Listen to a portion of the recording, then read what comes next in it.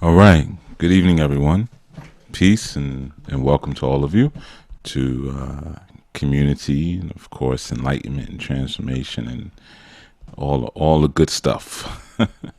All the good stuff and all the good experiences that we so proudly speak about as being a part of this piece or this experience.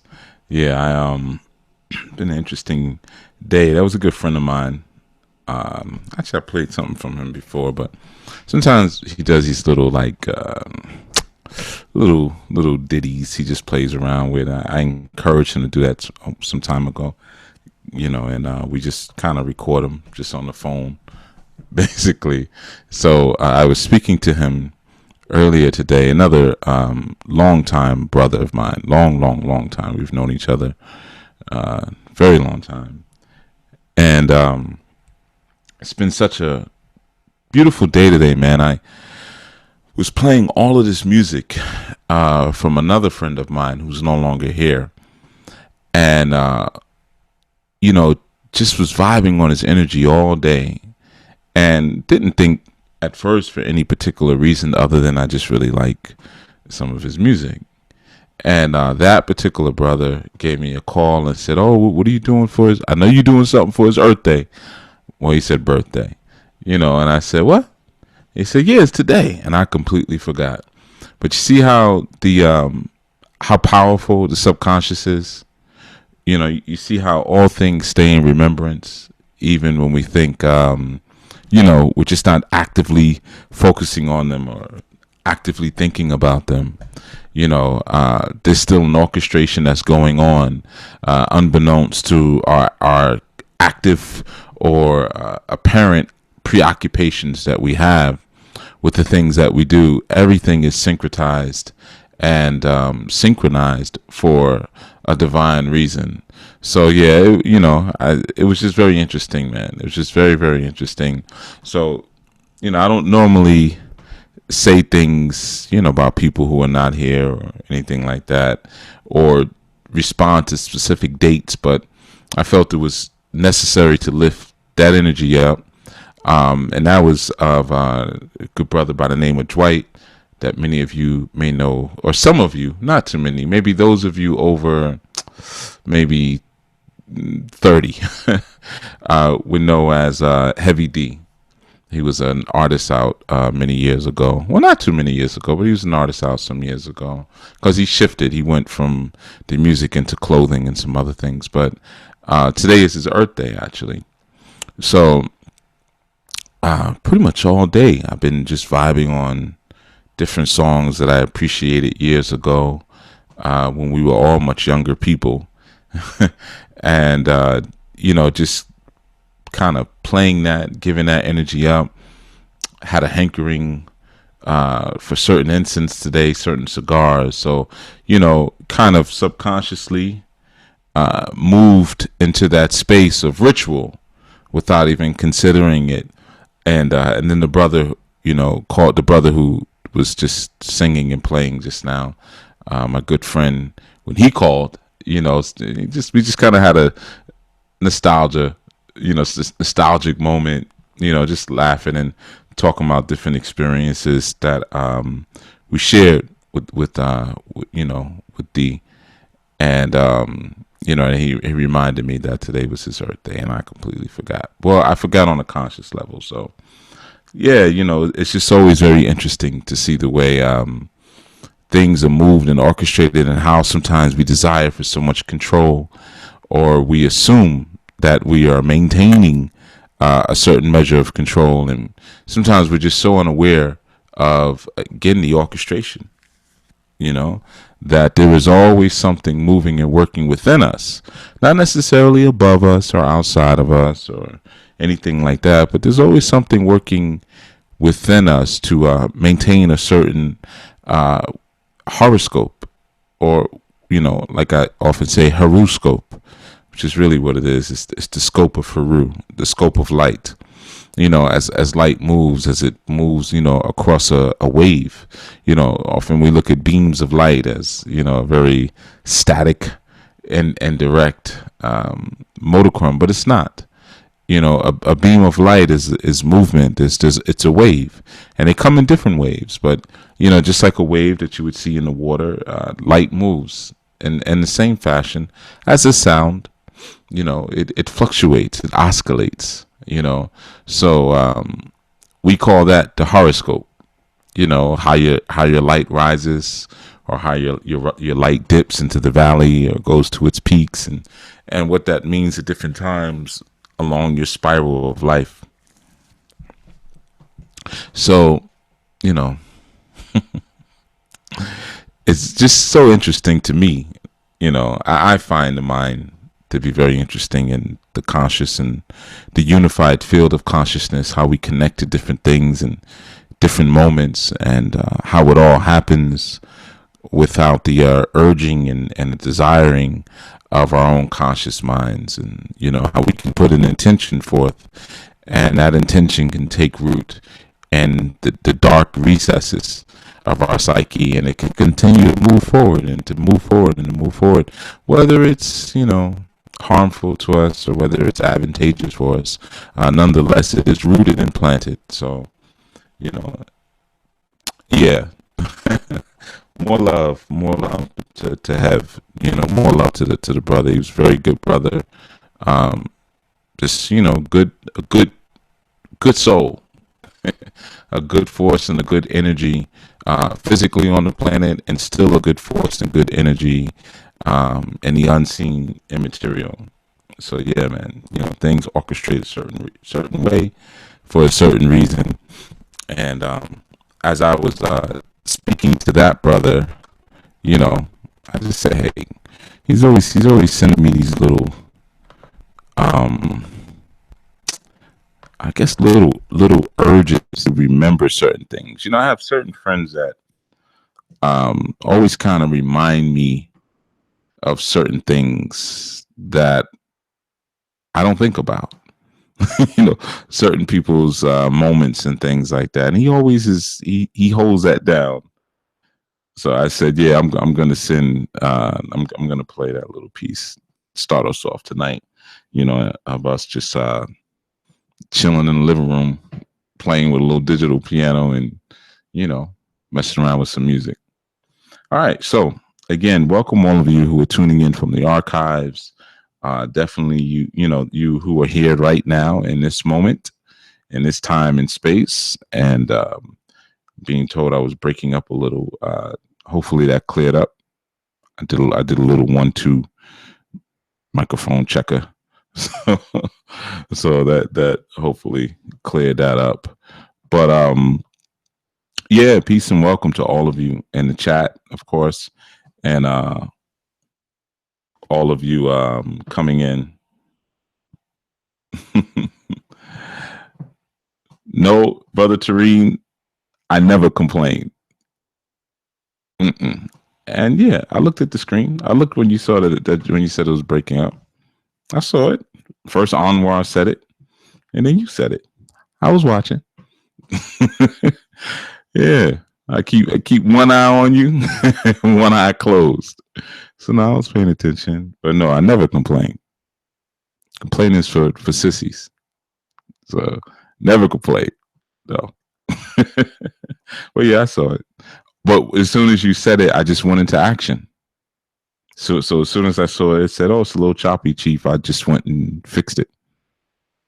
You know. So yeah, man. Give thanks, man. Give thanks. And welcome all of them. Welcome you, brother Tareem, and brother Lowe, and Anwar, and Omega, the Quiet Storm, Sister Madeline, Fasay, Michelle, Diana. I think I saw brother Byron up there earlier. Brother Lowe was also up there. I think brother Byron. I could have sworn I saw him peek his head in. Sister Akia and Louisa and Charalambos and I Am Divine, Vivid Eye, Gloria, and Nicole. I ain't giving you no love until another Nicole shows up. You know how it goes. Brother Keith, Sister Alicia, Nancy, you know. the darker half of Anwar, the darker, corruptive, negative, contractive, watery slash earthy half, magnetic half of Anwar. Yeah, man. But yeah, in any event, yeah, I know, brother Tariq. I know, I know.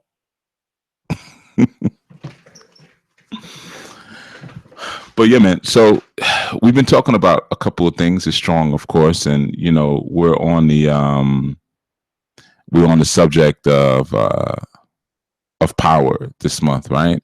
And we've hit a couple of stops along the way, of course, in our Monday and Tuesday segments, and tonight is no different, you know. And everything that we speak about, of course, is a complement to what we're speaking about for the month, you know. And this Sunday, I'll give you a heads up slash announcement is the students forum. So students can utilize the ministry number to call in and have an open discussion. Those of you who care to share, those of you who don't, whatever. so so for those of you who care to share, feel free to call in. You know, we'll set that up, and when Sunday comes around, you know, but yeah, it's your opportunity to kind of dig in. You know, those of you who are doing the work and who are keeping up with the shows like that, and you know, maybe have some questions or some ideas or some experiences related to the concept of power. You know, because I know it seems like such a broad term, but it really isn't. You know, like I said, just like a lot of the isms that we have as people that you know provide obstacles and blockages in our own road. Sometimes we think there's so many. We think we're overwhelmed and overburdened by so many issues, but like I said, there's only one. You only have one issue, you know, and that one issue may branch off and it may express itself through through different values of cognition, but it's just one. You know, it's like we often say, you know, you cut the snake, you know, the head of the snake and the body will fall. So you know, there's one head in that sense, you know. um if the head is the root, if the snake is working from thought, the snake is not working from thought, then you might cut the head and form and grow back. So you have to know what kind of snake you're dealing with, right? Of course, you have to know what kind of snake you're dealing with. But yeah, so like I said, we've been discussing power, you know, and the different ways that power tends to manifest itself. And I know this Sunday, you know, we had a great talk with Sister Summer and my brother Ishmael, and you know, we didn't really touch upon power as much. We more just dealt with some of the questions, you know, that she had as a newbie, you know, some of the thoughts that were going through her mind and some of the struggles. And you know, it's real, man. You know, when you come into learning, you know, I know I stress it a lot, man, but it's for a reason. You know, I'm not just rambling. You know, it's important when you're coming in that you don't be too afraid or too embarrassed to feel too ashamed to ask questions. You know, don't feel that the idea that you have to know everything. You know, that becomes such a constricting. Thank you, brother Anwar. Brother Anwar, appreciate that. Yeah, it's actually the way I'm positioned. I kind of I didn't really sit down and set up right, so I'm not positioned in my usual spot. So maybe I'll play like a little 1 minute jingle so I can get set up right. But but thank you for letting me know. See, Tareem? See Tareem? See, you see that? See? I ain't gonna mess with brother Tareem now. But you know, but yeah, you know, so you can't be ashamed to ask questions, you know, or to um be open, you know, to someone telling you maybe you don't know anything. Sometimes I know we get to that place where we have a lot of assumptions that we come in with, a lot of thoughts, a lot of presumptuous notions about what things should be, and oftentimes is based upon our feelings. And sometimes the root of what we're operating from creates a lot of wrong thought. So we can't be too afraid to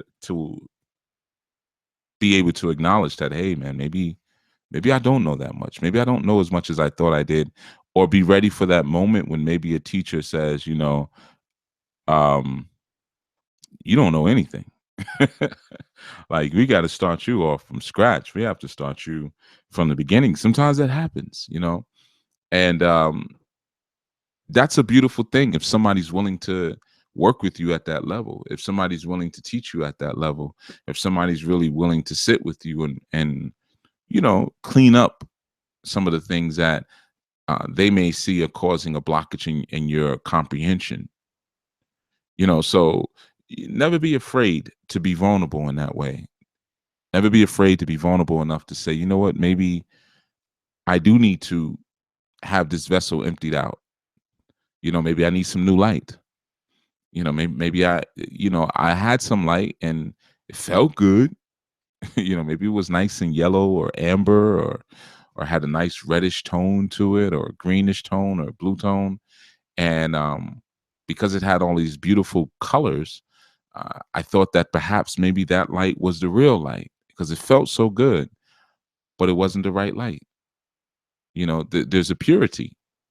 It wasn't that good black light, that exists above the crown chakra. It wasn't that good stuff. So sometimes you kind of have to be ready and prepared for that moment. Hey, peace, Nicole's. See, I'm watching Tareen. All right, now I said I wasn't gonna message you this show. Let me stop. All right, let me stop. But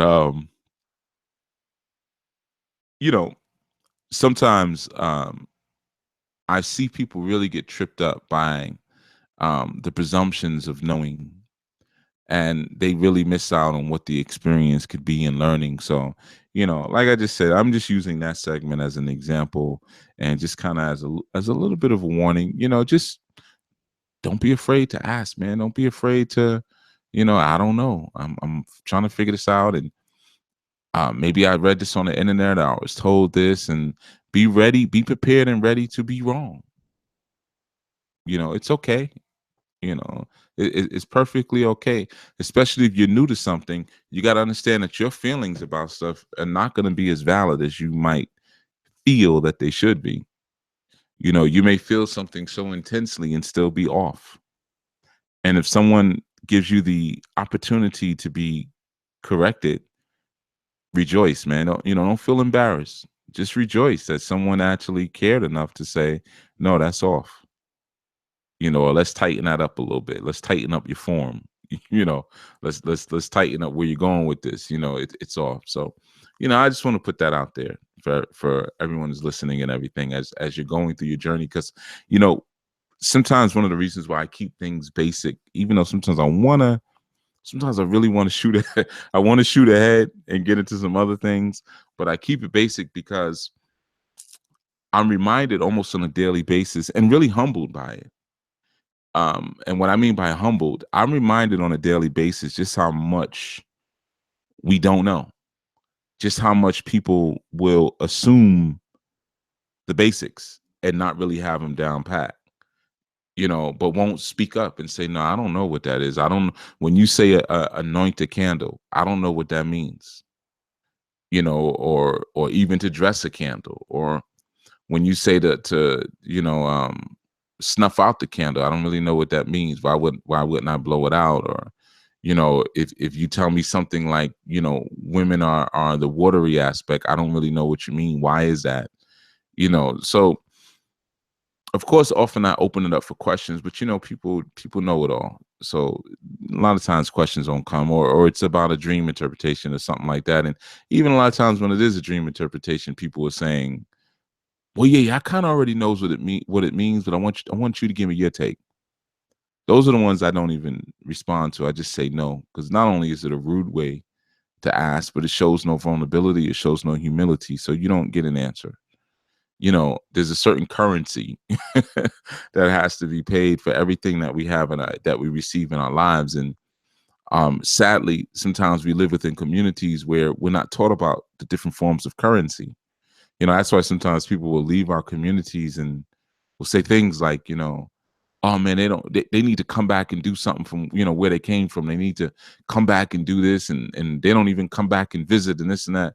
Nobody owes you anything, especially considering a lot of times we want, but we don't give anything. Like I was sharing, um, even sometimes our perspective of the continent, sometimes we romanticize things. And I've said that so often when people have asked me for money and different places that I'm known on the continent. And I'll say, like, have you ever offered me anything? I still talk to people. I'm very straight up. Like, you may have known me for 2 years or a year, and you're coming to me telling me you need money for this, or you want me to give you money so you can start driving a taxi, or you want to open up a store, or you want to farm, or you want to buy some land, whatever it is. But you never even brought me a spoonful of rice. You never brought me a cup of water. Nothing. So that mentality is not local to the Western mind frame or the Western consciousness. The mentality of, I should be able to get without having to give. There's a currency that's always necessary. For at certain moments during these learning experiences, the currency that's required is your focus. When you want to ask a question or dig into something, the currency usually required, at least for me, is your humility. So if someone says, "Hey, Chief, I already know what this is, man. I think I know the answer, but what you think it is?" I'm not answering that. Get out of here with that. That's insulting. It's insulting to me. It's just insulting. You take your arrogance and you go somewhere with that. And I know people are used to asking things like that, but you didn't pay the coin. You didn't you didn't bring the boatman his 2 gold coins, so you didn't give me my proper currency. And it doesn't mean you gotta fall on your face and oh great chief or anything like that, but humility. Because I know if the humility is not present, you're not gonna listen to anything I'm saying anyway. So I'm wasting my time. If you're asking a question like that, then we need to talk about ego. Forget whatever you're asking about. It's not going to matter because we haven't dealt with that ego. And until you deal with the ego, none of this stuff makes sense anyway. You see? So that's what I mean. Never be too afraid to, you know, um, be vulnerable enough to open yourself up to possibly being told, I don't know what I'm like, you don't know what you're talking about. Because a lot of times as teachers, we have to tap dance around that. And then as we get older, we lose some of those social etiquettes. I find myself sometimes now just saying, "Listen, you don't know what you're talking about. Just be quiet and listen." Whereas years ago, I never would have did that. But after a while, sometimes your patience runs a little thinner, and people can really try your patience because sometimes people will, you know, be be dumb of things, ignorant of things, and nasty at the same time, and you got to pick one. So that vulnerability is the key, that openness is the key, the humility is the key, um and humbling yourself to your own journey. And like I say, sometimes when I see how little people actually know of the basics, it's humbling to me. you know it's humbling because as an instructor, oftentimes, yeah, you do gauge your level of skill by the growth and expansion of the people that you're teaching. you know so if you have several students or whatever, and you're thinking like, wow, they're really moving, we're hitting some heavy concepts, and you may think you're hitting heavy concepts because they're just ashaying and and thumb snapping everything you're saying, but it just might be because you're saying something deep. It's like looking at somebody um fly through the air and twist around and slam a basketball into a net a certain way, and you're like, oh my goodness, and you're going crazy, but you don't know how they did that. You don't even know the first steps of the rudiments, but it just looked amazing. So sometimes our conscious scholarships becomes the same thing. You know, we become very amazed and almost enchanted to a degree by individuals who talk about a lot of things that we may not know about and make connections that we may not have seen previously, even if they don't really even connect. You know, sometimes people reach real hard, but sometimes in that, you know, we get excited, but it's not functional.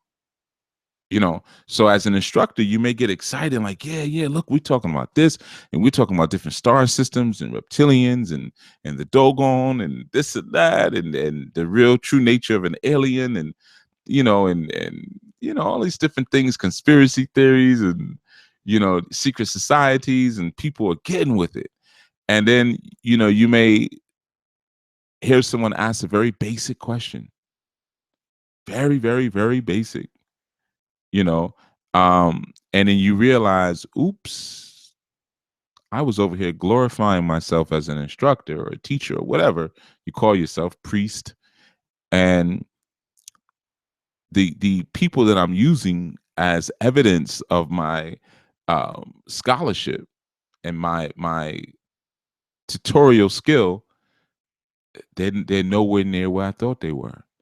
So that's your opportunity, or for sometimes it's my opportunity to humble up and say, oh, okay, okay, let's go back. Let's go back. I didn't teach as much as I thought I taught. I was talking to the people, but I wasn't talking with the people. So that's why when you have those opportunities, like I say, when people can kind of ask questions or share where they're at and be open and honest about it, it can be a very beautiful experience. It really, really can be a very beautiful experience for people to be able to open up in that way, man, and kind of just be vulnerable to those moments of learning. And I know it's so much easier to sit back and watch other people do it. I know it is. Um, but in the long run, it may not make things easier for you. It may not. Yeah. So anyway, I know that's a long PSA, but it wasn't really. It was more of a warning. Wednesday night is a chill night, so I might give you a little warning here or there about stuff like that. And when I see people are doing things that are possibly a detriment to their work and their journey, it's not more frustrating, man, than doing all of this and um finding out later that you were just not on the right path. It's kind of like, what Tareem said earlier, like me saying, yeah, I've been sitting here talking for 40 minutes. Y'all didn't tell me the sound was breaking up. No one could even hear me. It's kind of similar, after doing all of that work and then, finding out it could be heart wrenching later that, if I would have just asked, if I would have just opened up, if I would have just said, no, I don't understand that word. No, I don't know what you're talking about. No, I need some help. I need a tutorial. Maybe I need some remedial spirituality or some remedial life lesson. I could have made it so much further. So, you know, I would hate for any of you to have to go through that, because you don't have to go through it unless you want to, unless you really want to go through it. Okay. Brother Armar says arrogance without authority normally ends with a painful experience. Yeah. One way or another, it's going to be painful. One way or another, it could be painful on multiple levels. Sad to say, and honestly, I'm also making such a big deal out of this because I do see it a lot. I do deal with it a lot, with different people who say they come to learn, and you start talking to them and you say something that they can't really get within the moment or doesn't feel right, and they want to learn through antagonism. They want to learn through debate. And there is no debate. If you're a student and someone's a teacher, there's no debating. There's only annoying the teacher and thinking that you're debating, but you're just annoying the teacher. And some people, that's their only way of learning. Their only way of learning is by causing a problem, or by causing some tension, or getting hyper emotional, and then having someone pour out all of their logic and therapeutic skills in order to get them to a certain place where they can finally be spoken to. And for some people, that's the only way that they can learn right now, but they really don't learn because they surround themselves and shroud themselves with so many dysfunctional energies that they force you to have to cut through that just to get a little bit of light through. But imagine how much they're missing.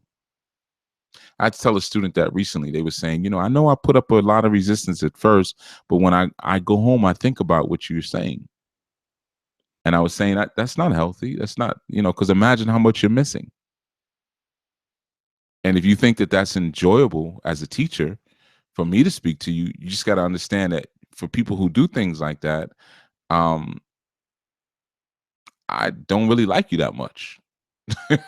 As a result, when you do things like that, if you're saying you're coming to learn, and I'm taking up my time to teach you, and you have this historical motif, or you feel it's your own personal tradition to put up resistance first, so that way you don't have to be vulnerable in the moment, or vulnerable in front of the person who's teaching you, so you can still put on the air and the illusion of control. And then later in your quiet space, then you become humble and say, let me think about what's being said. No, you're not a real student, and you're not even someone respectful or decent that an instructor would want to be around. And I know that may hit a lot of nerves, because I know a lot of students like that. Some of you listening right now, you do the same exact thing. You do. I'm not going to mention anybody, of course, but that's not the way to learn, because again, you're wasting energy. You're wasting energy with resistance. So you're fighting. You can't. You're not going to fight and learn something right there in the moment. And a lot of times, there's precious inflections, and there's a precious undercurrent of information that's coming in the moment that you completely miss because you're so busy resisting. So you don't want to approach your learning experiences like that. And we spoke about that in terms of even being in nature, how sometimes we have to learn to silence up. And that's the great and grand power of a natural environment, is its ability to silence us. You know, so the idea there is just sometimes it's good just to humble yourself to your natural environment, humble yourself to the synchronicity, like I said, what happened earlier today. And of course, to those who are giving, to you, who are showing to you. Okay. Um, all right. So let's get into some more of this stuff. And of course, as I'm going, like I told you, I like to keep Wednesdays kind of light. So as I'm going, feel free to any question or whatever you want to put in the chat. I'm glad I don't have to say that number anymore. And try to remember it while I'm talking and stuff. It just seems so easy now. It's nice. It's so much more simplified without the Blog Talk Radio piece. Like I said, we'll add a phone number in later, but I'm in no rush, to be honest with you. I'm really in no rush. You know, um, really tightening up our attention span as a corporate body, as a collective, it would be a good thing right now, and definitely tightening up our listening skills and our listening comprehension skills, could I it would do a lot for us, as a people. It would do a lot for us. So, I'm really in no huge rush to put that phone number back up, because sometimes when that's there and people are calling in and they're not really listening as much as they should, or their attention span wanes a little too much because they're only focused on what they want to get or what they want to take from the moment.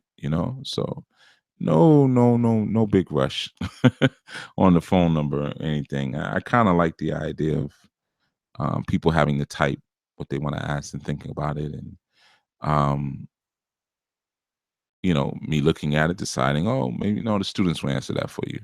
It's just another level of screening in that sense, you know. It's just another level of screening. But yeah, all right. So let's get into some of these power addendums for a second, or for a moment, And yeah, the ferryman. I see Lowell speaking about, I was talking about giving that passage fee so you can travel through the Duat, across that river of souls, you know. Whole nother thing. I don't think I'll ever do a show on that. Well, who knows? Never say never, right? I don't see any immediate reason to do a show on that, but and again, you never know. I like to cover a lot of bases whenever possible, So yeah, we've been really just kind of tapping into all of the different ways that power dynamics come into place, and one of the modules in the Anu spiritual training is reality construction, reality reconstruction. And one of the things that came up this Sunday, as we were speaking, and Brother Ishmael said something about, I think it was on the show, it could have been after the show, I don't know, because like I said, we went out afterwards and we were talking for hours before we even left. So we you know um if I would have recorded all of that, it would have been uh probably like an 8-hour show or something like that. But so I'm not sure it was on the show or off the show, but we had spoke about, he said something about reality, and I said, well, I think maybe it was dreams or something. And I kind of hinted to, is this even reality? Like, because reality is a relative term, you know, what is real, because depending on your level of awareness, you're going to experience different, deeper, or more inner, or more broad, or even more profound measures of reality, depending on your level of self-awareness. So reality becomes different for so many different people. That's why I often say, when you're dealing with different spiritual or ideological constructs, and you start using words like God, or even if you use words like Orisha, you speak about a particular Orisha, one thing to understand, like I said, the majority of the names that you're using for Orisha are not actually their names, they're titles. And even in that, they're ancient titles. Like I said, there's new names now. I never shared that, and I won't share that on air. Everything is not for public consumption. Sometimes people are a little too greedy, and they don't do anything with what you tell them anyway. What's this? What's that? I just want to know. You don't need to know. Work on what you have in front of you. And then by the time you work on what you have in front of you, you won't have to ask half of these questions. You'll know better than to ask half of these questions. You'll figure it out on your own, or you'll realize it just wasn't something I needed to know. So, but even then, when you start learning that there are different roads and paths, what that's really giving you is the breadth and the width and the size of that particular energy. So you begin to realize that, okay, there's a titler energy that sits above, a hierarchical, moniker that we may say for a particular energy, but then there are subsets. So the more subsets that I know about that particular energy, which sometimes we only learn through songs or through a Reiki or through stories and things like that, and we learn the different purposes or the different modalities that those energies have. When we do that, then we're able to properly ascertain uh, deeper aspects of the energy, which allows us to access more of their power. Well, it's the same thing with us. The more we become aware of our different facilities and the different aspects of our nature, the more we become aware of our own power, because we see more things that we can actually do. Now, they're already there. Some of them are even already working at a low energy capacity, because we haven't really shifted. You can't really shift your consciousness into a place that you've not been. It's almost like, if you look at the X-Men, you have Nightwing, and he can teleport, but he can only teleport into places that he can envision. You see, so he's a very interesting character, because aside from the teleportation, he doesn't really have any good powers or anything. But he and Mystique are very, very interesting in terms of their relationship to the melanin substance, because they are melanin. The morphing ability, the teleportation ability, things like that. And if I'm not mistaken, I think that is his. I didn't say night. What I said Nightwing. Probably right. I said Nightwing, Nightcrawler, right? Yeah, Nightcrawler. The French guy. I think his real name is Kurt. But yeah, I think I said Nightwing. That's Robin from Batman. Hey man, I'm not a cartoon guy, but thank you for the thank you for the correction, Lo. Yeah, I never. Well, I actually am a cartoon guy. I shouldn't say that. I'm not a comic guy. Okay, yeah, I did mess it up. Okay, yeah, Nightcrawler, the blue dude who flips around all over the place. you know, yeah, I never got into really. Oh, he's German, not French. Okay, I got the name right though, Kurt. All right, at least I got something in there. Kurt. His name is Kurt. He's German. Okay, that's a German accent. Okay, yeah, yeah. Okay, I guess I can hear it now. Hey, so yeah, man, just that melanin ability, which is that Ochosi energy, that night traveler or that Draconis that they represent in that sense, even with me messing up their names. Yes, I never really was into comics too much as a youth. Um, I almost wish I was, because it's a whole nother world, that comic world. There's a lot in there, man. But they never just really piqued my interest too much. I had one series, one comic that I still own to this day. I haven't packed up. Um, they were called Golden Legacy. The only comics I had. Some of you may be familiar with Golden Legacy.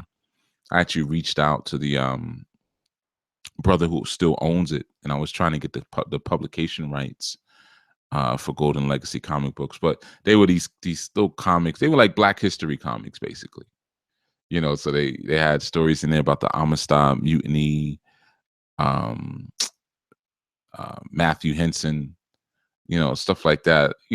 That's the only comic books I ever owned. You know, um, and I guess I don't even know you could say those are like comics per se, but I never got into the other stuff. It just I don't know, just I wasn't into it. But anyway, so yeah, just the idea again, like I said, we were kind of speaking about uh the power relationships and different things and how when we become more aware of our own power. So very similar to like Nightcrawler, his ability to teleport is limited by his ability to see where he's going. So it's being more aware of your surroundings, or really is being more aware of yourself. Makes you more aware of your surroundings, so it allows you a greater breadth there. So it's the same thing. Like if you wanted to invoke a particular aspect of an energy that you learned about, but you only had its title, right? Then you really don't really have a specific location that you can seat your consciousness into. You see, because that's really what it's about. It's about seating the consciousness. Remember, like I was saying, what day, Monday or Tuesday, but it's just like if you're meditating, what you're doing is you're shifting consciousness at times. I think it was Sunday I was speaking about that. Or you may shift your consciousness into your foot or into your finger or into a tree or, into a piece of iron. It's just shifting it around, moving it around to experience that world. You see, and the only reason you can do that is because you've been there. Well, it's the same thing. So there's a traveling that takes place. Like we have Nightcrawler, right? I'm gonna go back to that name again. um, Ochosi or Kansu, really, which was an earlier form of Ochosi. Kansu was called the Night Traveler. You see, it was a moon archetype. So Ochosi associates with the moon. That's one of the reasons why, if you notice, the elements that we use when we're invoking Ochosi seem to be very feminine. If you ever notice, we use like quartz and turquoise and even his color being blue, you know, uh, but he's so similar to Ogun. So you would think like, oh, why are we not using, and you feed them very similar. He even lives within Ogun's pot, but he's the knight of Ogun. You see, different energies come forth at different times of day, and they have different responsibilities and duties depending on the time of day. It's no different than when you're working with herbs and Omiero, you're getting into your Osayin work or your herbology or the Ishe. At certain times of the day, you don't touch certain herbs. They do different things depending on the time of day that you retrieve them. You see, they have different energies flowing through them, whether it be nighttime or whether it be noon, when their energy is very high, or whether it be the dawning. There's different energies that are flowing through them, just like us. Depending on the time of day, there's different energies that are flowing through us. Some of us are not dawning people. We're a little grumpy in the dawning. Most of us around noon, when the sun is at its highest, our energy is at its highest around noon. So if you contact us at noon during the day, as opposed to maybe 10 o'clock at night, most likely you're going to get two different people or two different energies that are coming off of us. So that's of course reflected in other spaces, and especially your plant kingdom. You see, so it's the awareness of all of these different things. It's the understanding that there are so many different paths and so many different energies that are created as a result of sustaining what we call evolution. There's so many energies that go into that, and so many energies that are present, that the more I learn about them, and the more of them that I learn, the more powerful I become, because that's more places that I can shift my consciousness. You see. So if I learn about the cool grass, if I learn about the dry grass, if I learn about the moving grass, or the grass with the grass, the freshly cut grass, even, you know, or the baby grass, and each one has a different energy that is germane to it, and that it projects depending on its season of living, its time of living, or its time of day, but where we find it in its particular life cycle. And for some, that maybe feel very complex, having to learn all those things. For me, it was. For me, it was. It might not be for you though. Everybody has their thing. But and those are some things I still study. I'm still learning those. I'm still studying them, because there's so many herbs that I work with at times, and it's not just enough for me to go to a herb store and get a dried bag of herbs. Because that's one form of it. But getting it when it is hydrated is another form. Working with it without even pulling it out of the ground is another form. Finding it where it's at. Is it near a tree? Is it by a river? Those are all different forms of it. And the more of it I know, the more places I can put my consciousness, which means I can make it alive, and really employ it to do whatever it is that I'm needing it to do in that moment. You see, so that's a power dynamic in itself. That's a power relationship. When we look at what we do with different energies, right? And when I say energies, I'm saying different implements that we may utilize for our spiritual work. One of the prime responsibilities of the owl, or of the priest or priestess, is to be able to take something and transmute it into something else, turn water into wine, if you will. Okay. In order to do that, in order to change something, very similar to, man, I'm back here again. Back here again. Maybe something is calling me to do a breakdown on this movie, The Matrix. And I stopped doing movie breakdowns for a reason. Like I said, how many times somebody gonna sit on and tell you that ain't nothing but Osiris, and that ain't nothing but Haru? It's the same. All the movies are created off of the Osirian tale. So after a while, it's like, you know, if you heard 5 breakdowns, you heard them all.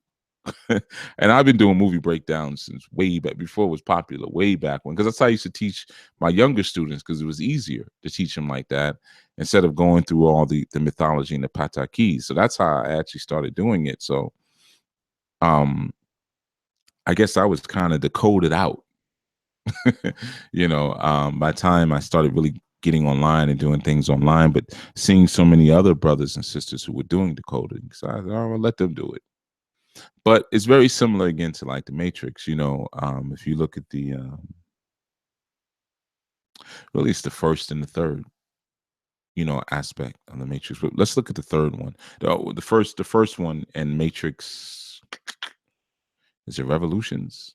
I think the second one was Reloaded, and the third one was Revolutions. I could be wrong on that, because the second and third ones were kind of crappy because they weren't able to steal from Sophia Stewart at that point. But when he finally beat Agent Smith, uh, what occurred was that Agent Smith had became vulnerable to the self actualization of Neo, because the entire series he always called him Mr. Anderson. Anderson meaning Anderson, Thomas meaning his name is Thomas Anderson, which is twin, and Ander means man, and son, of course, is son. So twin son of man. So this is Jesus. Jesus was called himself the Son of Man.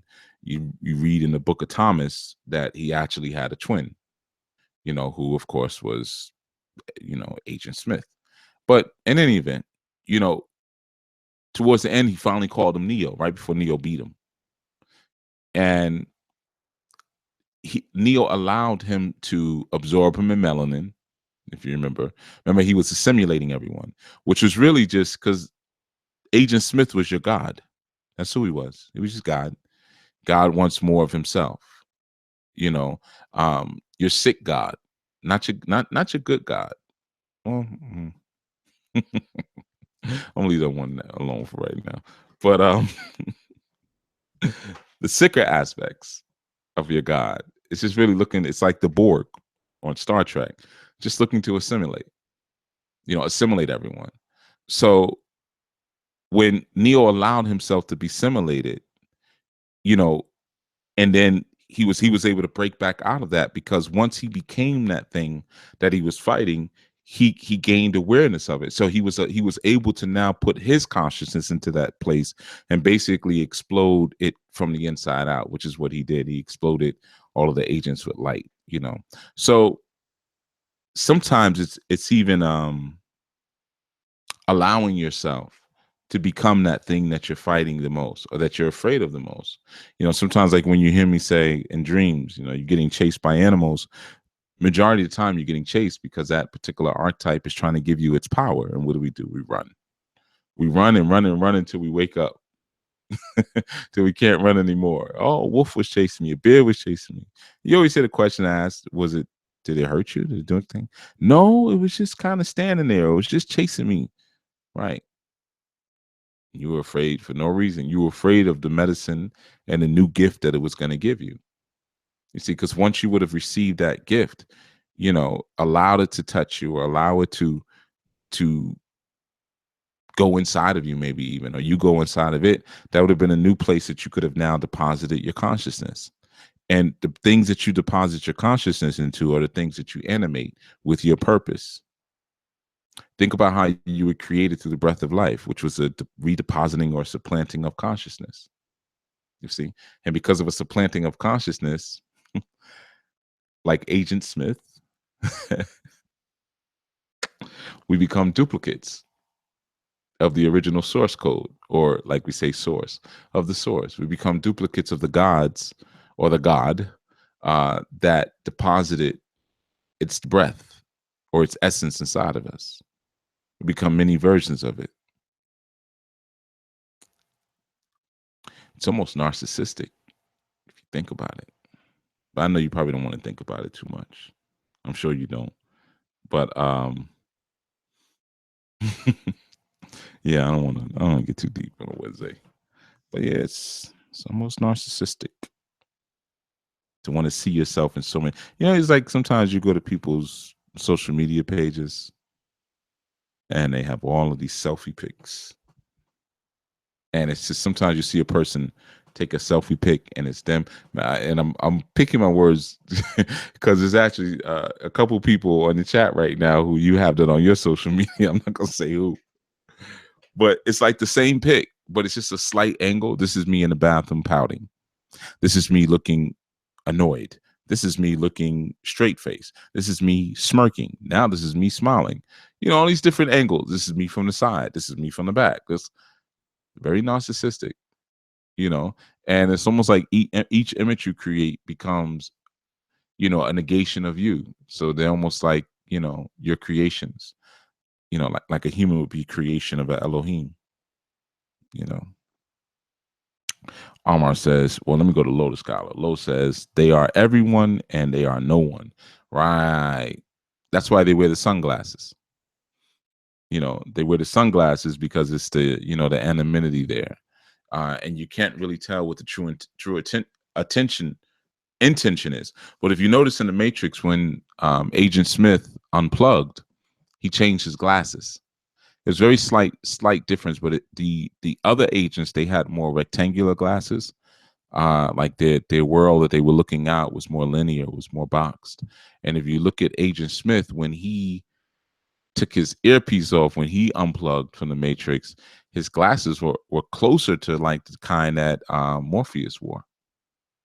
It was a slight change, but it was just enough to notice. He changed his outlook. He changed his perspective because what he's looking out into the world at with is different now.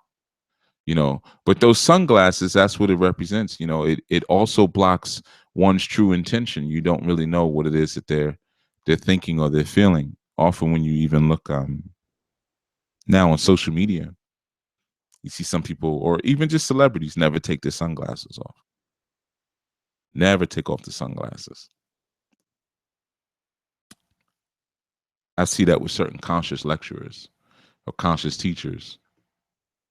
Never show their eyes, you know.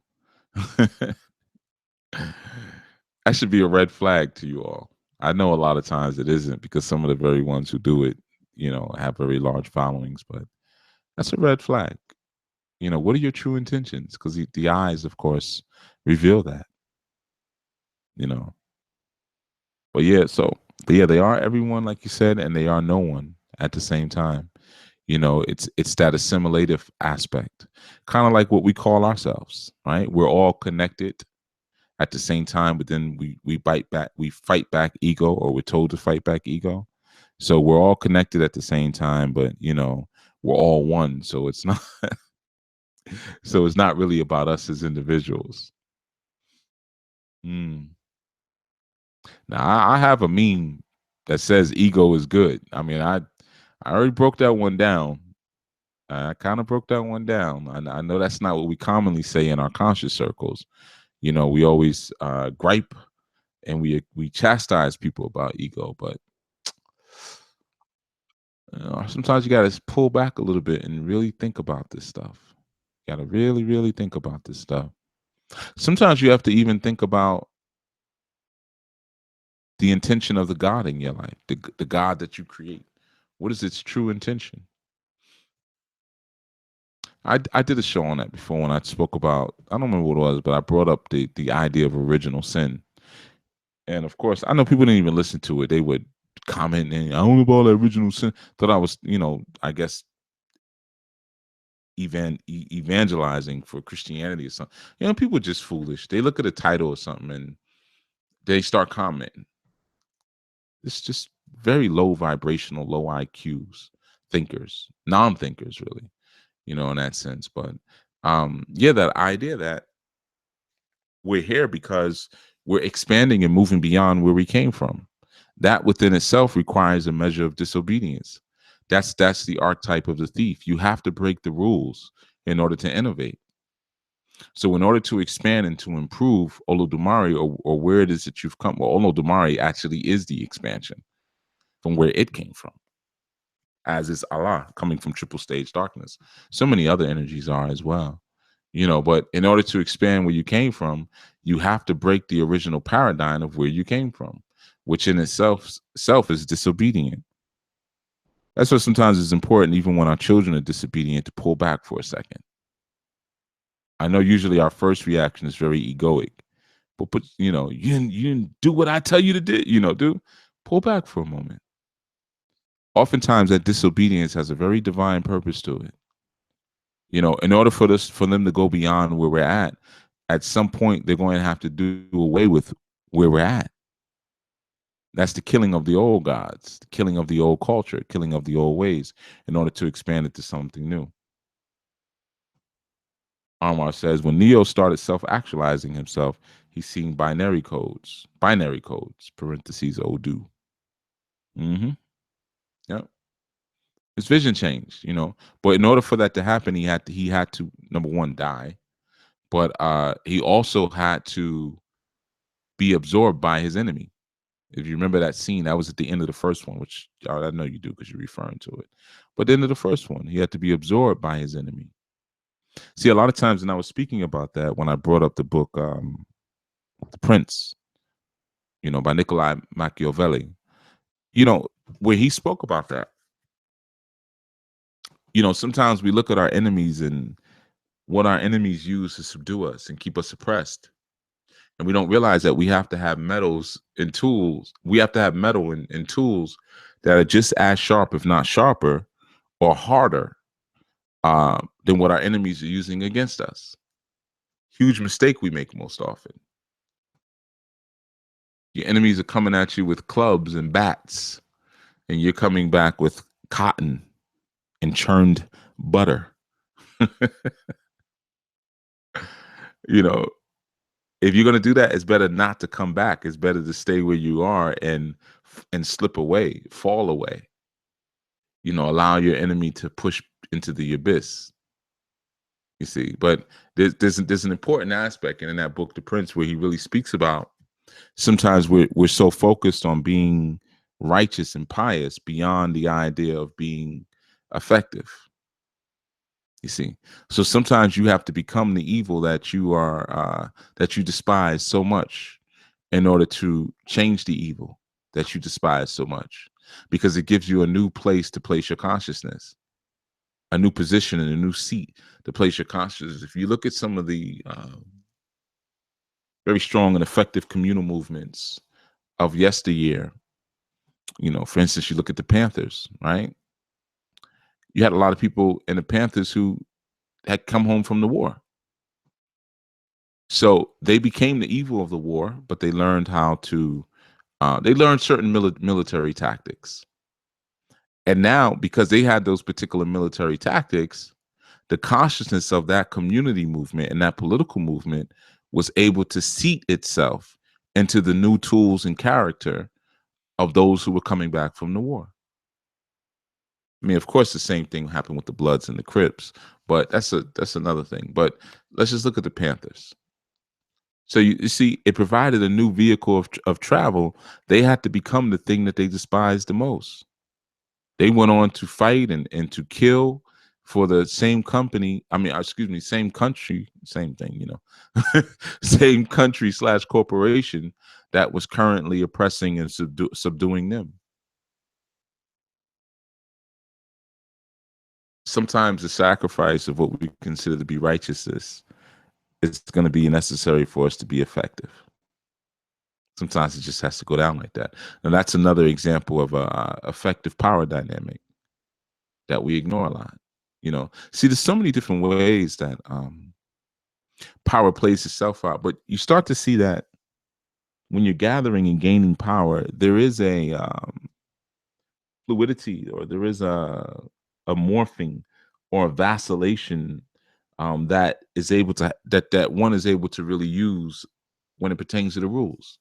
If we look at power again as a feminine container, or contained by the feminine, right? Even though we say, well, Eshu is the holder of Ashe, yes, holder, but Ileda is more so the generator, and Oduduwa, feminine aspects. Even though Eshu, of course, is androgynous, but still, it's those feminine aspects that not only create it, but also send it and push it forward. If we're looking at Ileda, we're looking at Oduduwa. You see. But if we just look at that for a moment, that feminine aspect as it relates to power, and then we look at the ideas of the witch, and an understanding that the witches make their own rules. They exist outside of the kingdom of Orisha. They were here before there was anything here. They're the Earth Mothers. That's why we call them the Earth Mothers. They were here first. They have their own set of rules, which is really no rules. So you start to see, of course, the witches are the typification of feminine power, is witchcraft. And I don't mean witchcraft like you playing around with your little spell book or lighting candles or putting black lipstick on and saying I'm a witch. No, you're not. You're not. You don't just jump up and say, I'm a witch, because you feel witchy, because you feel different, because you feel a little funky, or you feel like, man, I'll burn some incense on you. That doesn't make you a witch. It's different. It's more profound than your Wicca, or wearing all black, or being mean to people, or again, doing spells against people and not being afraid to do spells because you lack honor or integrity or morality. Even though the absence of some of those qualities and those virtues um, is a part of witchery. So you start to see that sometimes it's the slowing up and the hesitation that our virtues bring that actually block us and keep us from our power.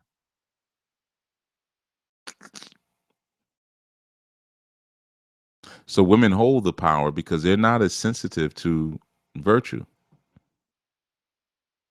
you know, and that's something, it's not necessarily something for that everyone's going to understand. If you say that, people get offended. What do you mean? You tell me I don't have any virtue? I didn't say that. But women have a different kind of sensitivity. You don't hear women talk about honor and integrity much. They don't care too much about it. Not like men do. Men are always talking about, you gotta have honor. You gotta have. We're always talking about codes and rules and structure, and that's our thing. For women, not so much. It's a bit more wide open for women in terms of that. That's one of the reasons why the structure and the honor and integrity of the man is so important. Because women will do whatever they feel to do. They go by feeling. So their moral compass is determined and stabilized upon their emotions at the time. Their logic is stabilized upon the root of their own emotion. So depending on how they feel is going to determine what their level of righteousness is going to be. you know, we've all dealt with that, and I'm not saying that's a bad thing. It's a thing. It's a thing to comprehend. We're beyond opinion and things at this point. We're even about beyond egoic accusations. Like sometimes, like I said, people will say, "Oh, Chief, you hard on this," or "Chief, you always talking about that." Those of you who think that are just ignorant. If you're listening to me speak and you think you're hearing someone who is using this platform to speak about his personal feelings, then you've missed the whole. You need to go back to day one. You've missed the whole intention. Like I often say, just because someone has the ability to critically lay something out doesn't mean that they're upset about it. Oftentimes we associate intelligence and articulation with anger. Oh, you really passionate about that, just because you can articulate something. People use that as a way to deflect as well. So you got to be careful about that. But no, when you talk about morality no, it's not really a feminine thing. Their thing is the chaos.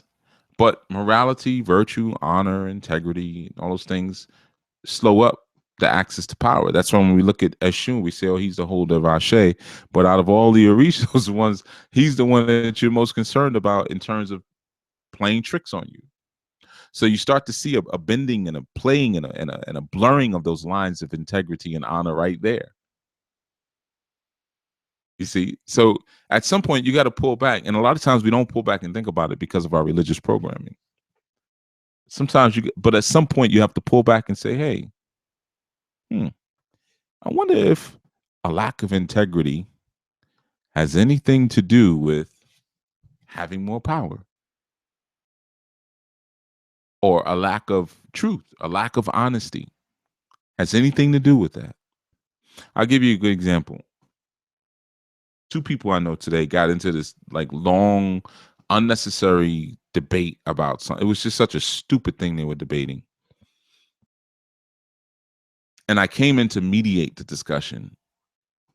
And one was getting highly upset at the actual what they were debating about. The other one was playing upset, but they were doing more playing. And after it was all said and done, the one who was highly upset and felt, there was a sense of injustice that was inherent in the conversation, ended up making themselves late. They had to go somewhere and they ended up missing their bus, and it was a whole big thing. And I said, "You see what you just did?" And I was trying to stop the discussion or the debate prior. And after I broke it down, they were like, "Oh my goodness, you're right." I said, "That person was lying to you the whole time. So you're using logic and you're using your righteousness, and that person is being slithery." And they didn't really understand what I was saying. They said, "Yeah, but I was really chopping them up with certain points that I was saying." And I said, "Okay, let's do this. I'm gonna hold my hand out and I want you to chop my hand as hard as you can." And the person went to chop my hand, and right before they hit my hand, I moved it out the way. So that was the example that I gave. I said, "That's what happened to you. You were just exerting a lot of effort and you were hitting ghosts because what you thought was a target, that person had a mask on. They just kept throwing a mask on, putting another one on. Every time you backed them into a corner, they just changed the subject. And you were so emotional, you were so riled up, you didn't even realize that's what was going on. So there's no way you could have won that because what you were talking about, um, it wasn't evidence based. It was opinion based. Even though you were hitting some very good facts and you were right, so it seemed, as far as what I heard. But I'm listening to the other person change their facts while they're speaking. They were lying, and this person couldn't really get that at first. And I had to say, as I've said to you all before, I said there is a time to be wise and there is a time to be righteous. It is foolish of you to go against someone who's being wise and try to use your righteousness to debate or combat them. You will lose every single time. Every single time.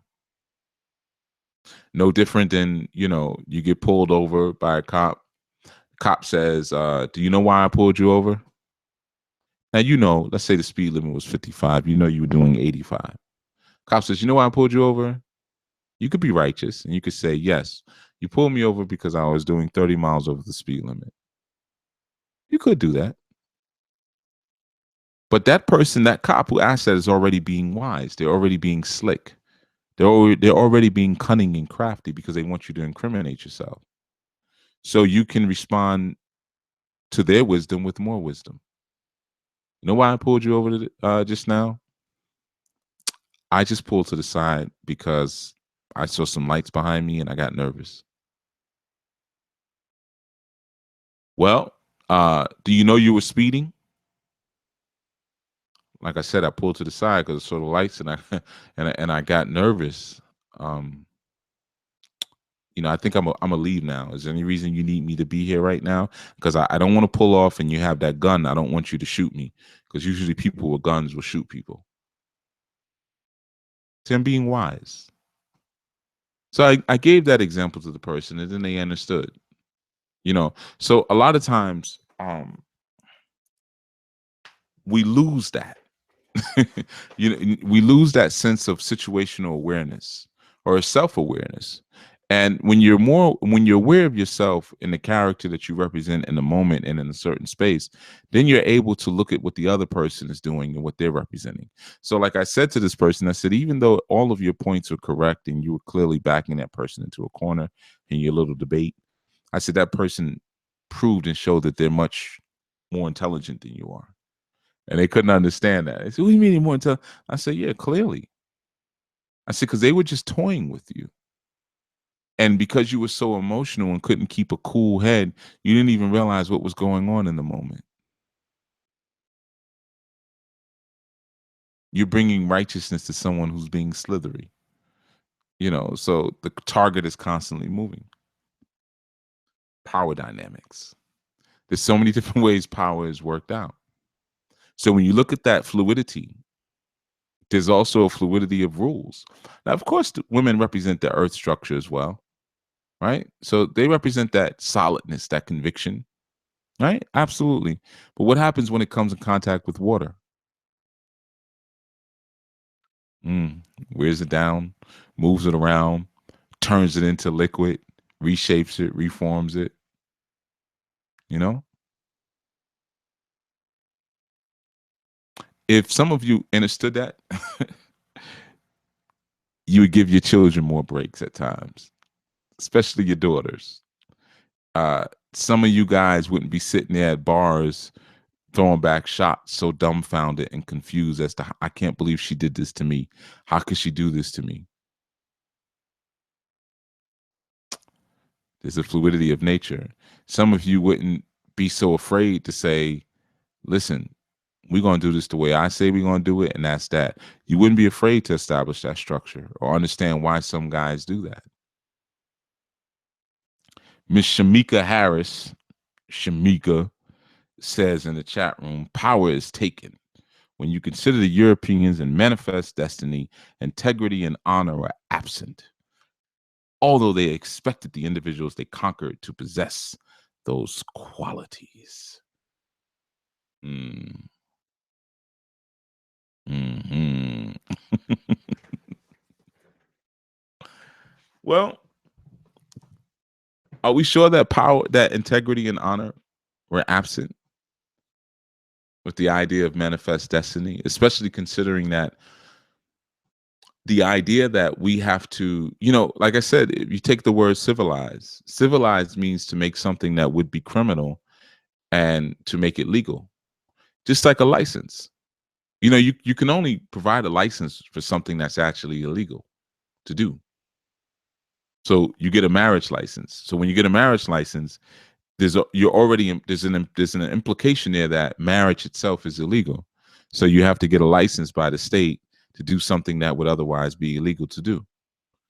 So civilization is the same thing. When you look at a barbarian, for instance, because that would be, you have barbaric activity, you have civilized activity.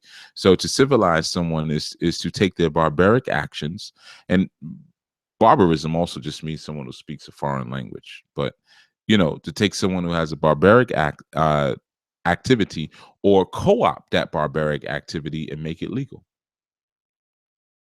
Like, we have terms like, we have in the Bible where it says, thou shalt not kill. We live in a Christian state, but then you can give certain people a license to kill. License. So you give them license and permission to do something that would otherwise be illegal. You see? So perhaps they did have integrity and honor. Perhaps they did, based on what they considered their obligation and duty was, dealing with manifest destiny. We have to take over the world. We have to subdue the world with our culture. We have to civilize the world. Now, of course, I mean, it's a ludicrous idea, absolutely, but that's why I say you shouldn't really teach religion to your children until they're adults, because a lot of things that we even do with our own youth, man, which are forms of colonization, are just as insane, if not more. They're insane. Some of the things we tell them to believe in are absolutely insane. Even some of your African thoughts, they require refinement. So, Brother Charalambos says, what is the difference between righteousness and Iwapwele? All right, Brother Charalambos, do you know what Iwapwele means? Tell me that first before I answer that question. I have actually done a show on both of those. Well, I don't know if Iwapwele, but it is in my books and classes. But I want you to tell me first what Iwapwele is. I'll wait for your answer before I expound on that. Okay. Or maybe some of the students can jump in on that one. But don't jump in if you don't know it. Don't confuse the brother. Don't make a mess. But yeah, Charlombos, you tell me what Iwapwele is. Okay, so Tareem says good character. Charlombos says good character. Okay, what does that mean? When you say good character, what is that?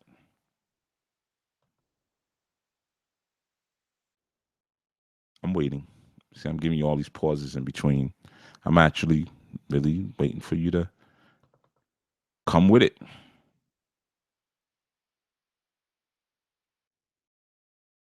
Let's see. What do you got here? Oh, we got his good character from Tareem and Brother Charles Lombos. All of these our new students on the line right now, and that's all you got for me? Mm-mm-mm. No, Chief, you just keep going. You just keep going, brother.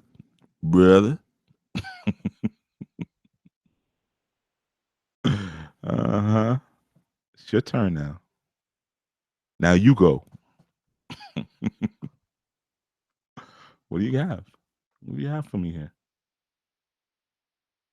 Tareen says being and doing what's natural self. You mean being and doing what's well, that's got two question marks on the back of it, Tareen. So I'm gonna say that's not an answer, but I think you're asking me a more a question there. Being and doing what's natural self or natural to the self, I guess you're saying.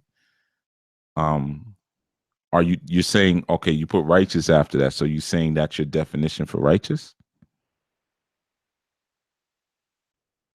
Yeah, you're gonna have to come on, man. You have to come a little stronger now. I want to know what. So Iwa Pele Tareem, you're saying being and doing what's natural self, or I guess you're saying what's natural to the self. Got a lot of our new students on tonight, and mm, mm, mm. See what I mean? This is why, like I was saying earlier, sometimes when I think to go further or deeper, I decide not to because the basics people don't have. And I'm not talking about you, Tareen, or you, brother Charalambos, but you would have thought that would be something that 30, 40 people in the chat would have jumped in and said, boom, this is what it is. And we have crickets when I ask what character is or what Iwapwele is. Crickets.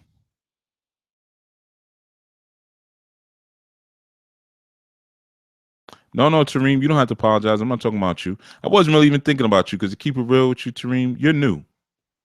You know, you just came around months ago. I don't even think you've been around for a year.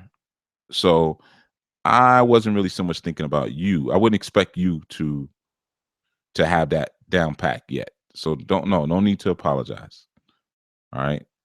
No need to apologize at all, brother. I wasn't really so much thinking about you. But I still appreciate it. I still appreciate you commenting and everything. But no, there's some other folks that should have been able to come with something on that. And let's see. Madam Ma'at says, peace. Remember EY. Thank you, Madam Ma'at. I was waiting for it. Shouldn't have had to ask for it. Thank you, Madam Ma'at. She says, peace. Remember, Iwarere means good character. Brother Haru Wajet says, peace, Chief. I learned Iwa Prele means to balance character. Anwar says, good/gentle character living in harmony in their natural environment. L. Jackson says, greetings, everyone. Greetings, Chief. I know Iwa Prele to mean reverence for or to nature.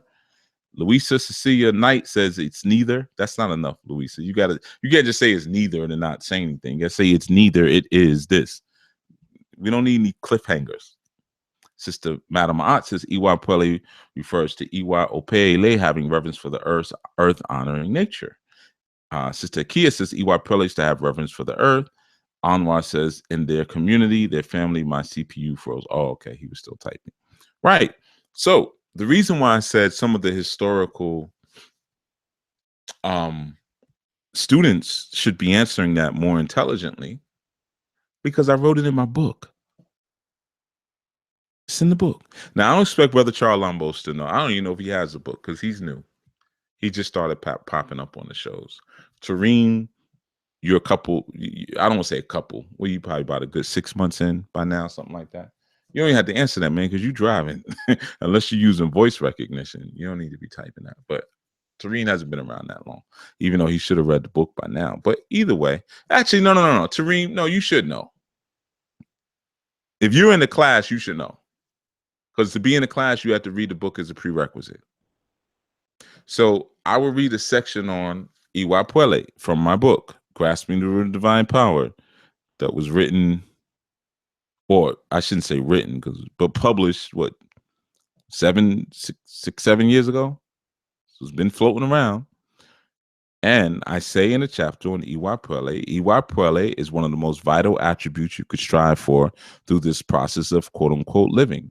It is commonly stated that Iwa Puele, translated into English, would translate as good character or gentle character. In fact, this phrase does not mean quote unquote good character. Neither one of these words translate into good. The Yoruba phrase for good character is Iwa Rere. Iwa Puele is an abbreviated version of the phrase Iwa Ope Ile, meaning I come to greet the earth. So in essence, to have Iwa Puele is to have reverence for the earth. What group in the African village is physically greeted and revered above all? Our elders. I already gave you the answer on this one, man. You see why? This is a prime example of what I'm talking about. That's why a lot of times I pause on the teaching and I say, you know what? Because in order for you to, like I said, man, I got alien brain. In order for you to understand the things that I'm talking about, because I'm not even here. I'm on another planet. You have to understand some of the basics that I've already laid down to you. If you don't understand those basics that I laid down to you, nothing that I say is really going to make the impact that it's supposed to make.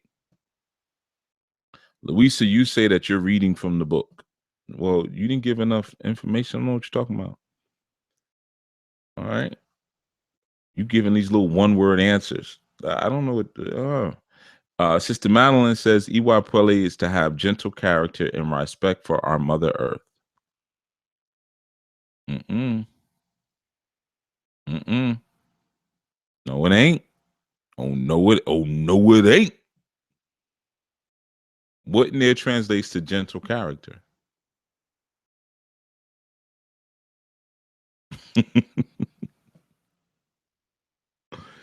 Iwa Opeile. No different in Ifa, we use the Opwele. Opeile. And what do we do with the Opwele? We greet the earth with it. That's why we sit on a straw mat on the floor and we cast Ifa on the floor or the earth. It's right there. It's right there.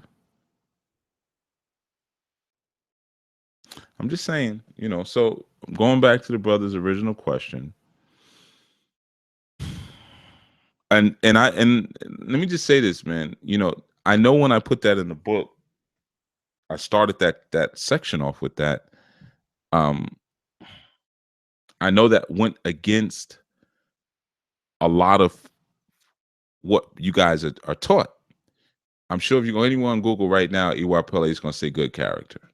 Anywhere you go, it's going to say. Now, of course, we can make it good character. We really want to look at it and say, well, facing the earth and showing proper reverence to the ancestor, proper reverence to the earth would give one good character. We could play around like that, but we already have the phrase that we do use in this tradition, Iwa Rere. Already have a phrase. Somebody came over here and gave you the wrong word. That's all. It's just that simple. You ain't a slow writer, Louisa. You ain't that slow writer. I'm messing with you. But yeah, somebody already gave us a word, and I gave it to you. You see, that's how the tradition is given. It's handed, but a lot of stuff. That's why I always kind of warn people, man, be careful what you get on the internet. Most of it is off. There's no one correcting any of that stuff. So no, it's Iwa Rere. Iwa Puele is something else. That's that you can work with Iwa Puele too. But a lot of times the way we use it or where we use it is incorrect. Very similar to Ashe. We'll say Ashe as like to say thank you to someone. Someone that give us to Ashe. Someone to say something nice to us, Ashe, or someone teaches a message that we really agree with, Ashe. We kind of use it like amen or thank you, or we don't really know where it's placed or where it's used, or how to really put these things in proper perspective. And like I said, I know a lot of times when you're learning these systems, sometimes people just don't know. That's why I made it real simple. I could have went deeper than that in the book, but the reason why I made it so simple and I put the words in parentheses, so that way if anyone didn't believe me, so that's not my godfather taught me, you could easily just go look up the words for yourself. I just gave you the basic definitions on purpose, because there were people who said that, well, that's not what I learned. Okay, well, I gave you the break it down, it's right there. you know I gave it to you right there. Iwa ope ile. you know of course, Iwa is character. Ope ile, like Pelio, Ope, Pe. I'm greeting the earth. The character of greeting the earth, or the essence of greeting the earth. Iwa Puele. Well, what is it to do that? To greet the earth? Well, yeah, we could look at that and say, well, if I greet the earth, um, and I greet it properly, then I would respect it. If I respect the earth properly, then I have respect in life. Character. There's ways you could play around with it and interweave it into there, but you don't need to stretch it like that. You don't really need to learn what to use where and when. You don't have to throw out Iwa. We do use Iwa. So it's a phrase that's commonly used. It's just like we commonly use Ashe. Just because we may use it wrong here a lot of times doesn't mean that we have to throw it out. We just have to learn the right way to do it. That's all. It's no big deal. Lo says, yeah, in a Centuria book I have, it says good character. No comment. Yeah, no comment on that one. But okay, but that takes us still back to brother Charles Lambos. He said, what's the difference between righteousness and Iwa Puele? So now, I know, brother, it's okay, brother Charles. I see you said that your connection is dropping in and out. But you know how sometimes when you guys ask questions and I tell you, can't really answer that question because it's a disqualified question. That's an example of that. So when he said, what's the difference between righteousness and Iwa Puele? That's why I said, do you know what that word means, Iwa Puele? Because you wouldn't even ask that question if you knew what it meant.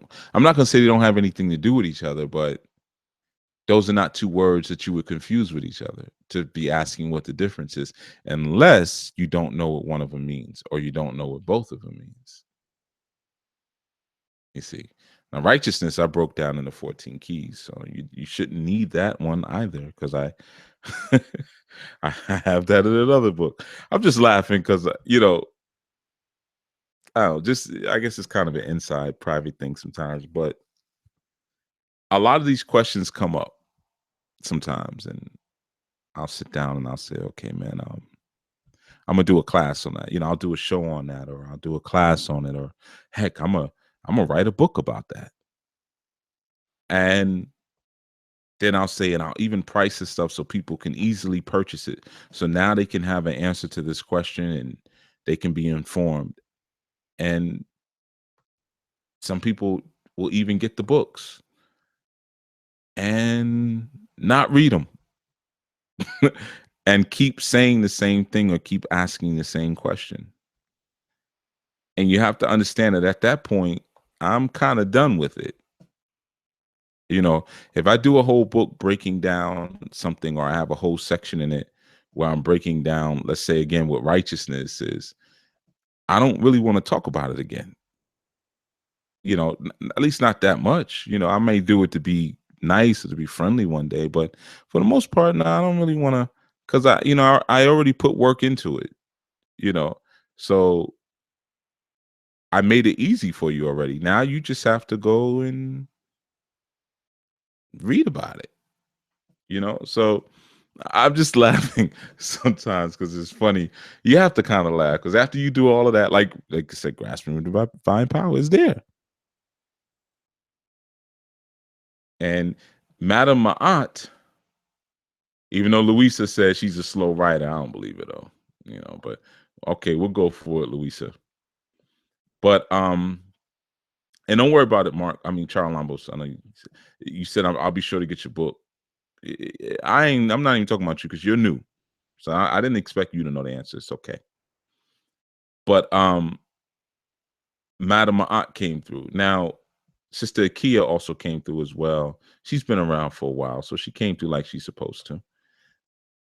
L. Jackson, she said it means to give reverence to or for nature. That was good enough. I could work with that. That was good. You know, um, but these are also newer people.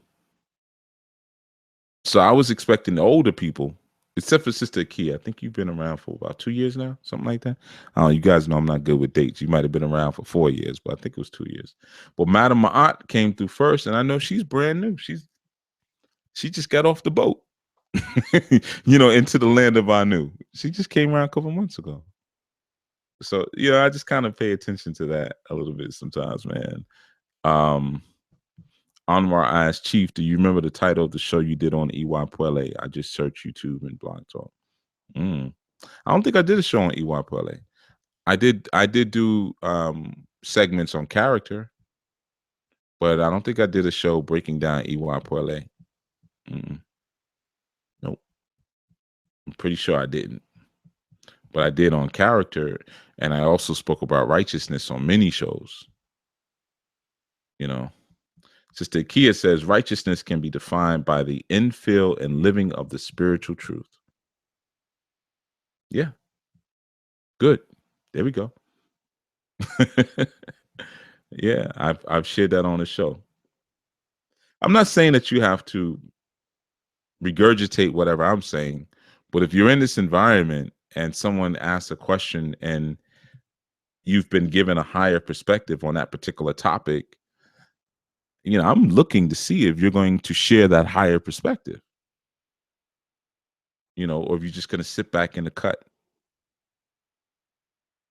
It's kind of disgusting when people do that.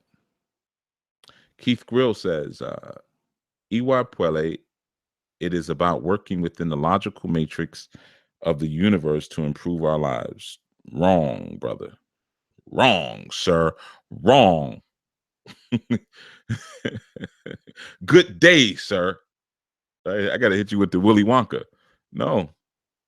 Mm-mm. And you see, what's with all the word, the logical matrix of the universe?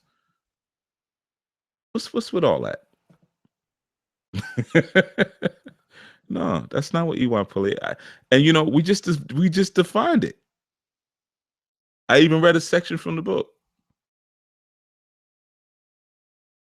Are y'all listening? Is anyone out there?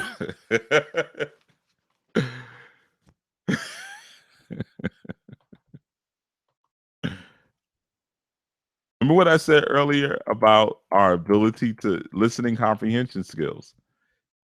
And I know there's a delay sometimes. It might be a YouTube delay. So he might have been answering the question, but you know, um, didn't hear when we gave the answer already. He might have done that. All right. So I'm not gonna get on him. But I don't know, man. Listening skills, brother. Y'all got me feeling like Lieutenant Lieutenant Robert Neville.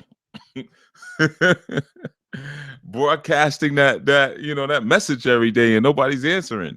You got me feeling like I am Legend. I'm Will Smith and I Am Legend. Are you listening? Is anybody out there? Meet me at the pier if you're listening.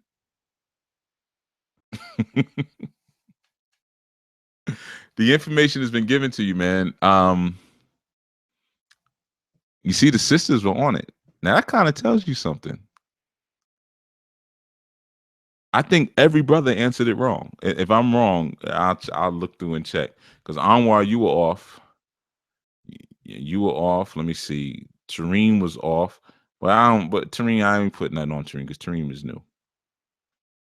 Oh no, Tareem, I don't even think answered it. So he might have, but it didn't matter anyway. Brother Haru was off. Let's see. I'm going through. Were any of the brothers on point? Nope. And we know Brother Keith was off. He was over there being deep. He's over there talking like Morpheus. It's about working within the logical matrix of the universe to improve. Well, I mean, we don't need all that. Keep it simple. That kind of tells you something, huh? Between the nature of men and women, you know, kind of tells you something. And if the first paragraph of the section on righteousness in the 14 keys, I say righteousness is the act of being functionally relevant within the current perceptual context. Our codes of righteousness should be certified by the needs and policies required for our liberation. Propriety/righteousness is not akin to morality, which is usually offered up through religious dogmatic indoctrination. Our commencing environment is the maternal womb. From there, the enclosure expands outwards to our kinship consciousness and then cyclically reciprocates back into a perception of self. Each environment requires a code of governance, which allows a dweller to best take advantage of the laws that govern that environment. So, for example, righteousness within the internal body awareness would display the law and ideal spirit of the body. We typically refer to this as good health.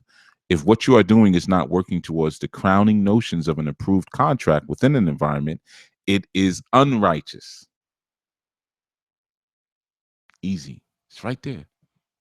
I gave you everything you need right there. Each sentence has about 15 different ideas attached to it. It's coded. It didn't sound like a poem, but it was a poem. But I'll give you the punchline. I'll give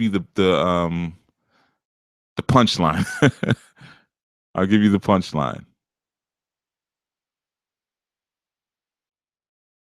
Each environment requires a code of governance, which allows the dweller to best take advantage of the laws that govern that environment. If what you are doing is not working towards the crowning notions of an approved contract within an environment, it is unrighteous. Simple. Linda Holder says Iwa Puele also has the ability to protect you due to it being active and communicative. Peace. Nope. All right. Well, sisters, y'all had a good run. Your comrade just threw off your grading curve. Y'all need to listen, man. Let me make it simple for you. Stop throwing things in there because it sounds good to your ears. I'm not just talking about you, Sister Glenda. I'm talking about everybody. Because don't worry, Sister Glenda. Brother Keith just did the same thing. Stop trying to sound deep. Stop assuming things, especially if you don't speak the language. Where are you getting these ideas from?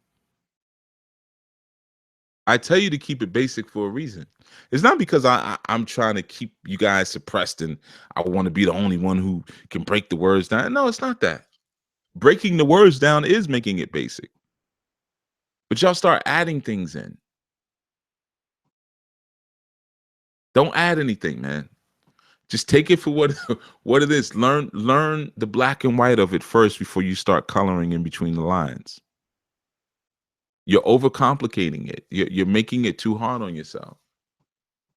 You know. And a lot of times your thoughts and I see a lot of times what you guys refer to or what you define stuff as at is very religious and you don't even hear it.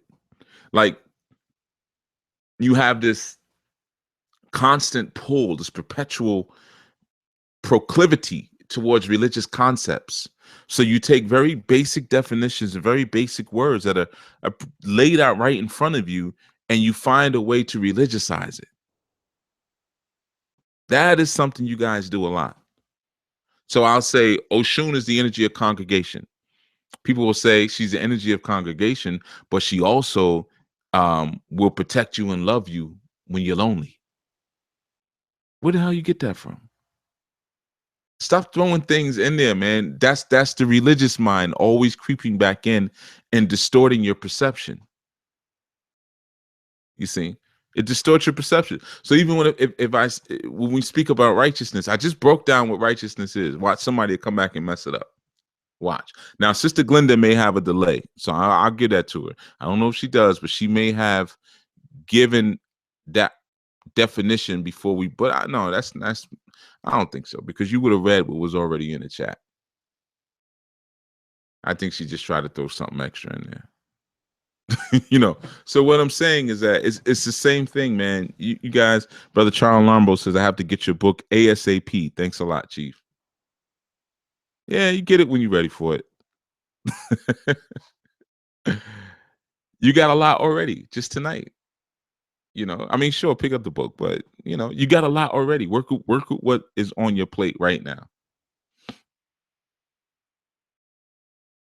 But I'm saying a lot of times people have this inclination back to their religious concepts, and they want to take the things that they've learned socially and religiously and dogmatically and make them apply to this information. And when they don't apply, they get stuck.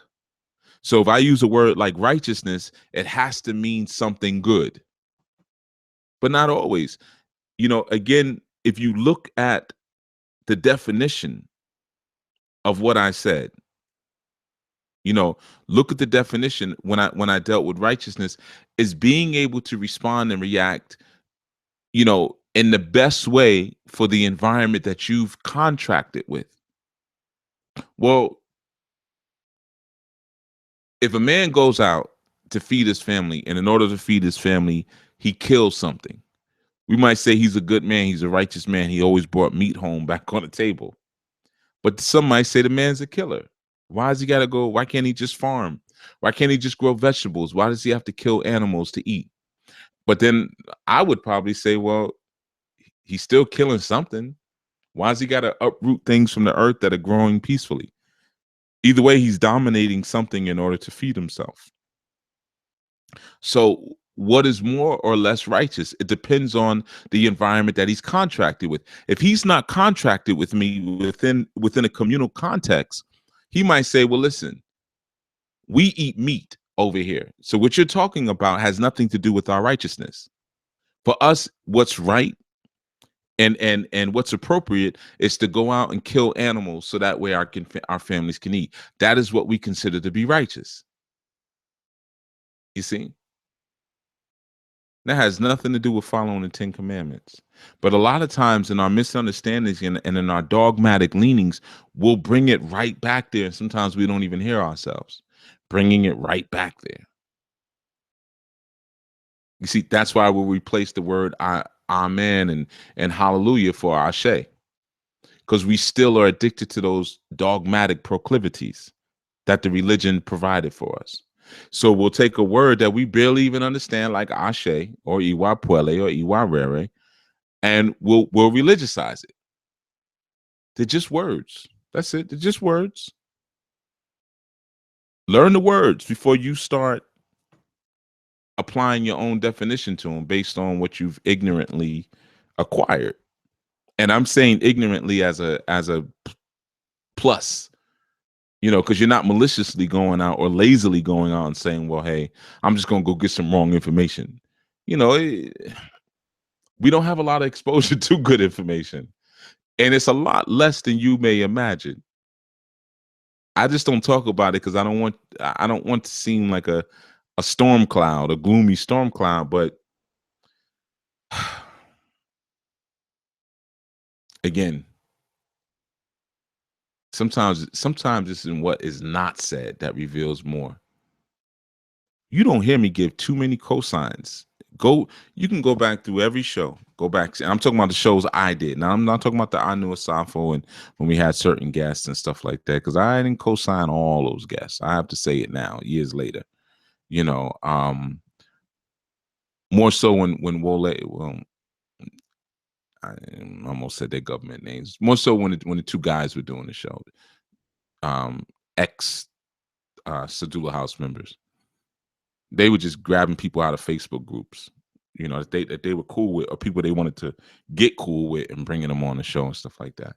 But you guys don't see me co-sign too many people, if any.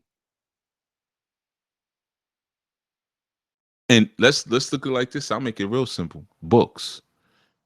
The only other author you've ever heard me co-sign, I know for a fact, there's two. Well, one was, I don't even want to say it for author because I co-signed her for her music. But the only author you've ever heard me co-sign on this show in the 6 or 7 years that we've been doing it is John Mason, who's not even living anymore. That's the only person you've ever heard me say, yeah, you can get his book. Any book you get from John Mason, you're gonna get something good. You ain't never heard me mention anyone else. I don't talk against my people, but sometimes it's what is not said that reveals more information. There's a whole gap missing of proper teaching to a point that it's actually almost scary. It's scary to me. There's a lot missing. All right, let me go to chat. Brother Haru Wajet says, wow, I am reviewing a part of a book, Obatala, the greatest and oldest of divinities. No, he's not. It has Iwa Puele as gentleness, Iwa Rere as good character and sound morality, and Iwa Tut, probably Tutu, as lowliness and gentleness. Now I know, yeah, Tutu. Now I know Tutu is basically cool. So Iwatut equals cool character. Tutu is not basically cool. Tutu we translate it as cool, but Tutu has other meanings. Tutu also means to appease. So Tutu is like a meekness. So like when we say Omi Tutu, like I'm giving you cool water. Tutu is cool, but the cool water appeases and refreshes. So Omi Tutu can mean cool water, but it can also be refreshing water or calming water. You see, so Tutu is not just cool, it's also to calm something, which would be like, you know, in that translation, that definition that person gave you in that book, they told you Tutu was lowliness and gentleness. So there's a meekness, there's an appeasement, you know, that Tutu implies. So no, it's remember when you're dealing with Yoruba, one word can mean like 8 different things. So yeah, it's a complicated language, man. It's not an easy language at all. Um, Louisa Knight says, I'm getting this from the book. Iwa Prele brings spiritual protection even from hexes and curses and increased ashe. Okay, what's that mean? What's that mean? Hmm? Hmm? I want some more on that. Give me some more on that. Don't just take it out of context now. Don't just take it out of context. There's more to it. There's a whole lot more to it than that. Okay. Um PJ Blossom says, chiming in. When you know better, you should do better. Perception is a big concept. Balance self being good to self and others without judgment does my goodness bother another? Nothing but respect for your intellects. Thank you. Okay. Sure. So just give us some ideas there to chew on, you know.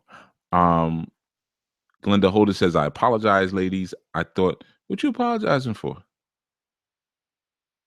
Do you know what I mean? You don't need to apologize for that. You're all students learning. Who are you apologizing? Who did you offend by not knowing? You're a student. No, you don't. Of course you don't know. You're a student. You're here to learn. Come on. Don't take that weight off of your shoulders. Take those cinder blocks of pressure off of your shoulders. You don't need to hold that. You gotta apologize. You didn't know. That's why you listen, so you can know, so you can learn.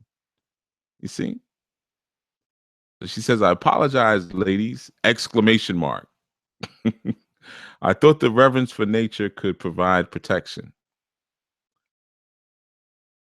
It could, but you took it, you gotta explain, sometimes a lot of things could provide protection. Cool water could provide protection. We're talking about what something means, not in terms of its process.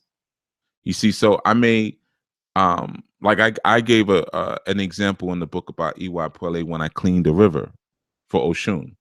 That was me referencing nature. Now, when I cleaned that river for Oshun, does it mean now that Oshun, can I petition Oshun for protection, or might I take on the Ashe of Oshun because I did that in that example, and taking on that Ashe may give me greater spiritual protection? Yes, but there's a lot of other things that would do that too. So it wouldn't necessarily qualify as a definition of Iwa Pele. What I say in the book, and I'll say it literally. I say, I'll quote, Iwa Pele brings spiritual protection even from hexes and curses and increased ashe. When you are in alignment with the natural forces of the earth, you are then able to call upon and even ride the current of those forces. It wasn't a definition. So when I say Iwa Pele brings spiritual protection even from hexes, I explain why. When you are in alignment with the natural forces of the earth, you are then able to call upon them. So Iwa Pele itself does not give you that, but being in alignment through Iwa Pele allows you to more easily access those forces or ride the current of those forces. So I say in the next paragraph, I'm giving away the whole doggone section. So I say in the next paragraph, so you've wondered, quote unquote, how can I get Orisha to respond to my prayers, quote unquote. Then I say Iwa Prele, proper reverence of their earthly manifestations as expressed in nature.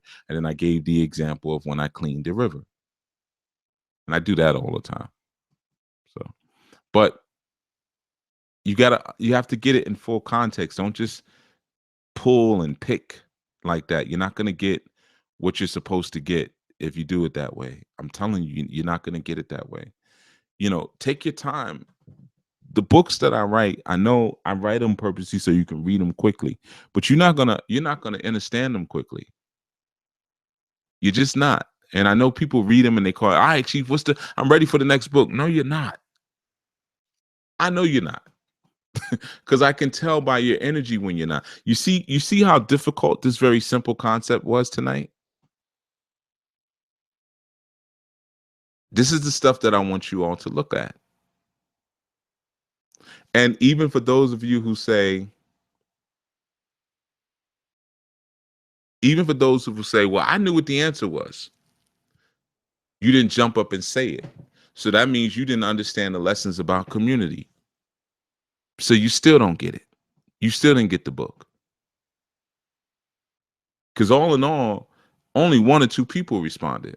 And then I had to say something. And then a couple more people came and gave an answer. That means you still don't get it. You need to read the book again. You still don't see what this is about or why it's entitled at the top, How to Be an African. And then I break that down, what an African is. You see? So that's why when people say, "Oh, I read your book, I got everything," and I look at their character and I look at their whole vibe and their nature, I know if they've read and digested my stuff or not. I could tell because they would be acting and responding differently. Or if someone comes up to me and says, "Yeah, Chief, I read your book, man. When you gonna put another one out?" If you really read it and understood it, you wouldn't even be talking to me like that. You wouldn't even be doing that. You'd still be processing. or you just be thankful. You just be showing gratitude. Hey, thanks. you know,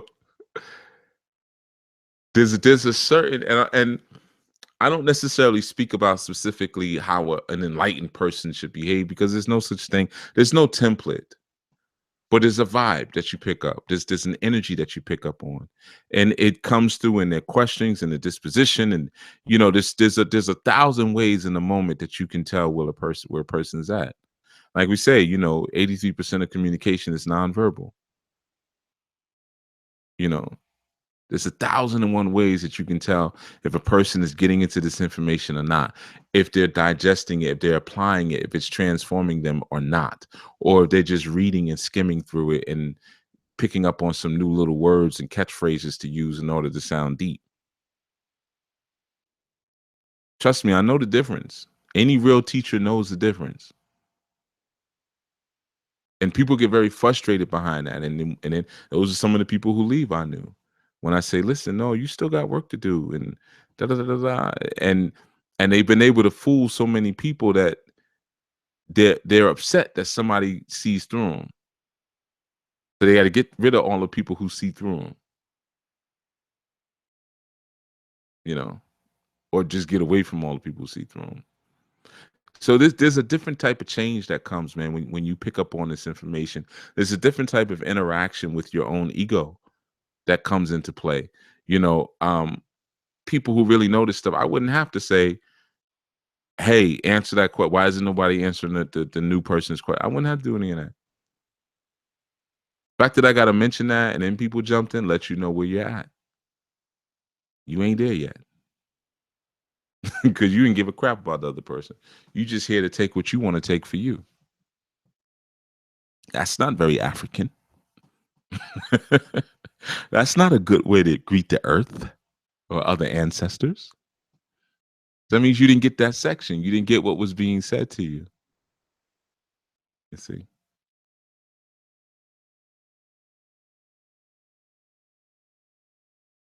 Uh, I think I got some ego happening here. Let me read what's in the chat room. Brother Haru says, I definitely want to learn more. I'm really into our ancient languages and would like to get more into them. Cool. Probably going to have to fill in some of the gaps on that one because most of them have been changed around. Brother Anwar says, I sit back and listen. I find that Chief is giving examples to do critical thinking of what we are studying. Yeah, but Anwar, here's the thing. It's the last part of what you said that you're taking for granted of what we are studying. Most people listening right now are not actually people studying. This is their studying. They're in the bed, falling asleep, getting ready for tomorrow, and they're listening to this while they doze off. This is their idea of studying. Or they're going to listen to it tomorrow on their drive into work while they're barely paying attention. That's it. That's the whole and the fullness of their academics and scholarly work. That's why I said before, yeah, it's cute when I say archive students, but there's no such thing as an archive student. I'm sorry to bust your bubble. I know it feels good to say, yeah, Chief, I'm one of your archive. You're not my student. You ain't my student. Because if you call into my show and you saying something that doesn't make any sense and I correct you, will you buck back and try to argue with me? Because my student wouldn't do that. So most of you are not my students. Most of you are still so doggone hard-headed. I have to debate you just to help you. You're not my students don't do that. My students listen. They're thankful and grateful for the opportunity to be shared with. And they don't take that lightly, my actual students. So most of you aren't my students, no. Mm-mm. I know the difference between a student and a listener and a hearer. Some of y'all are just hearing it. I'm just background noise. That's all.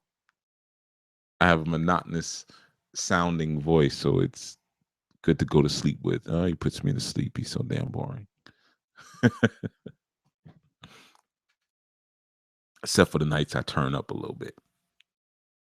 Then I guess I mess up your sleep patterns. But Madeline says, Sister Glenda, this is where I think think y'all are missing some of this. She says, I know Chief said you threw our curve off, but I got it wrong and threw the curve off first. Now we know better. This is a good thing. So thank you. You ain't got to try to make that sister feel better, Madeline. She was wrong.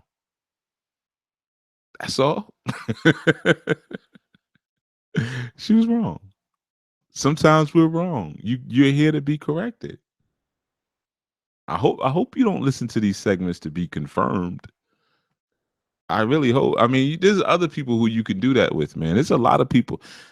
There's a lot of people on YouTube and Blog Talk don't know what they're talking about. They'll make you feel real smart. Anything you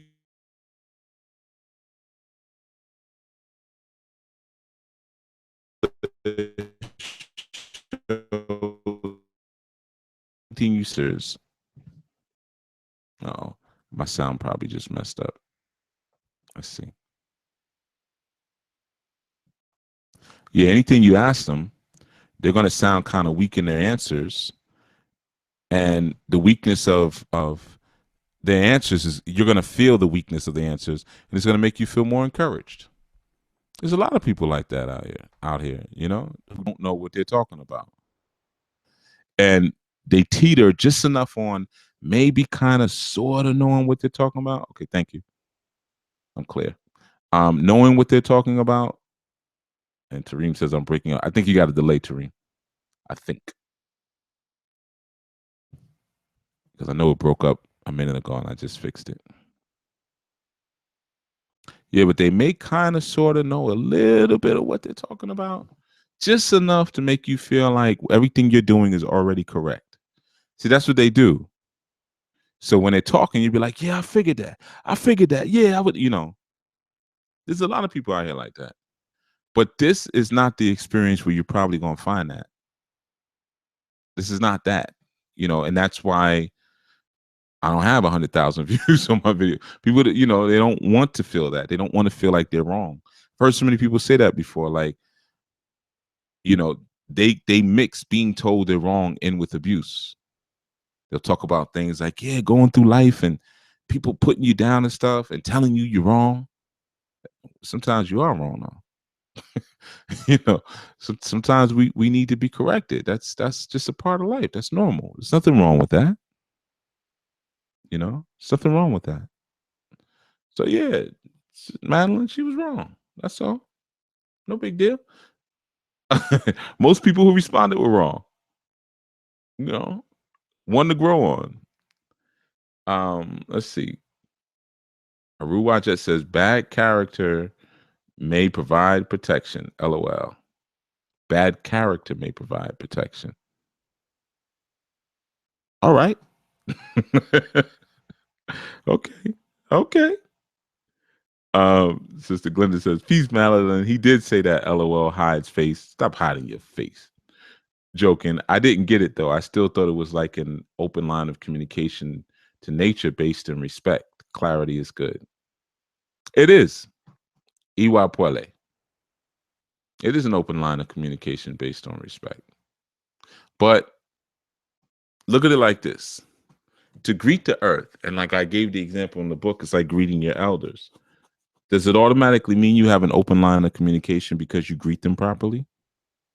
In most instances, similar to what I talked about a couple of days ago, when you're around your elders, most of the time you gotta keep your mouth shut. You don't get around them to communicate.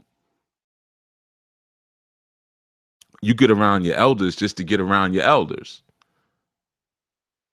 Right? That's it. That's that's the whole shebang of the thing. Just being around them, not talking. I don't feel like talking.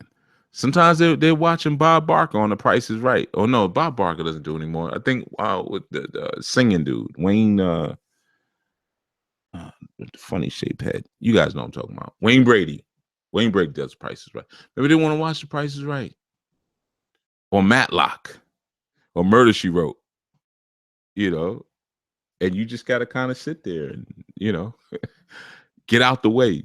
Well, it's the same thing when you go in nature, right? You don't always go in nature to speak. Sometimes you go just to the beauty and the gift of nature is just being able to be near it. right? So it's the same thing in that sense. But you weren't too far off, you know.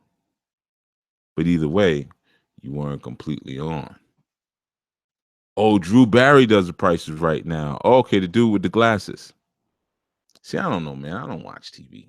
Okay, thanks, Flo. I don't, I never liked that show anyway.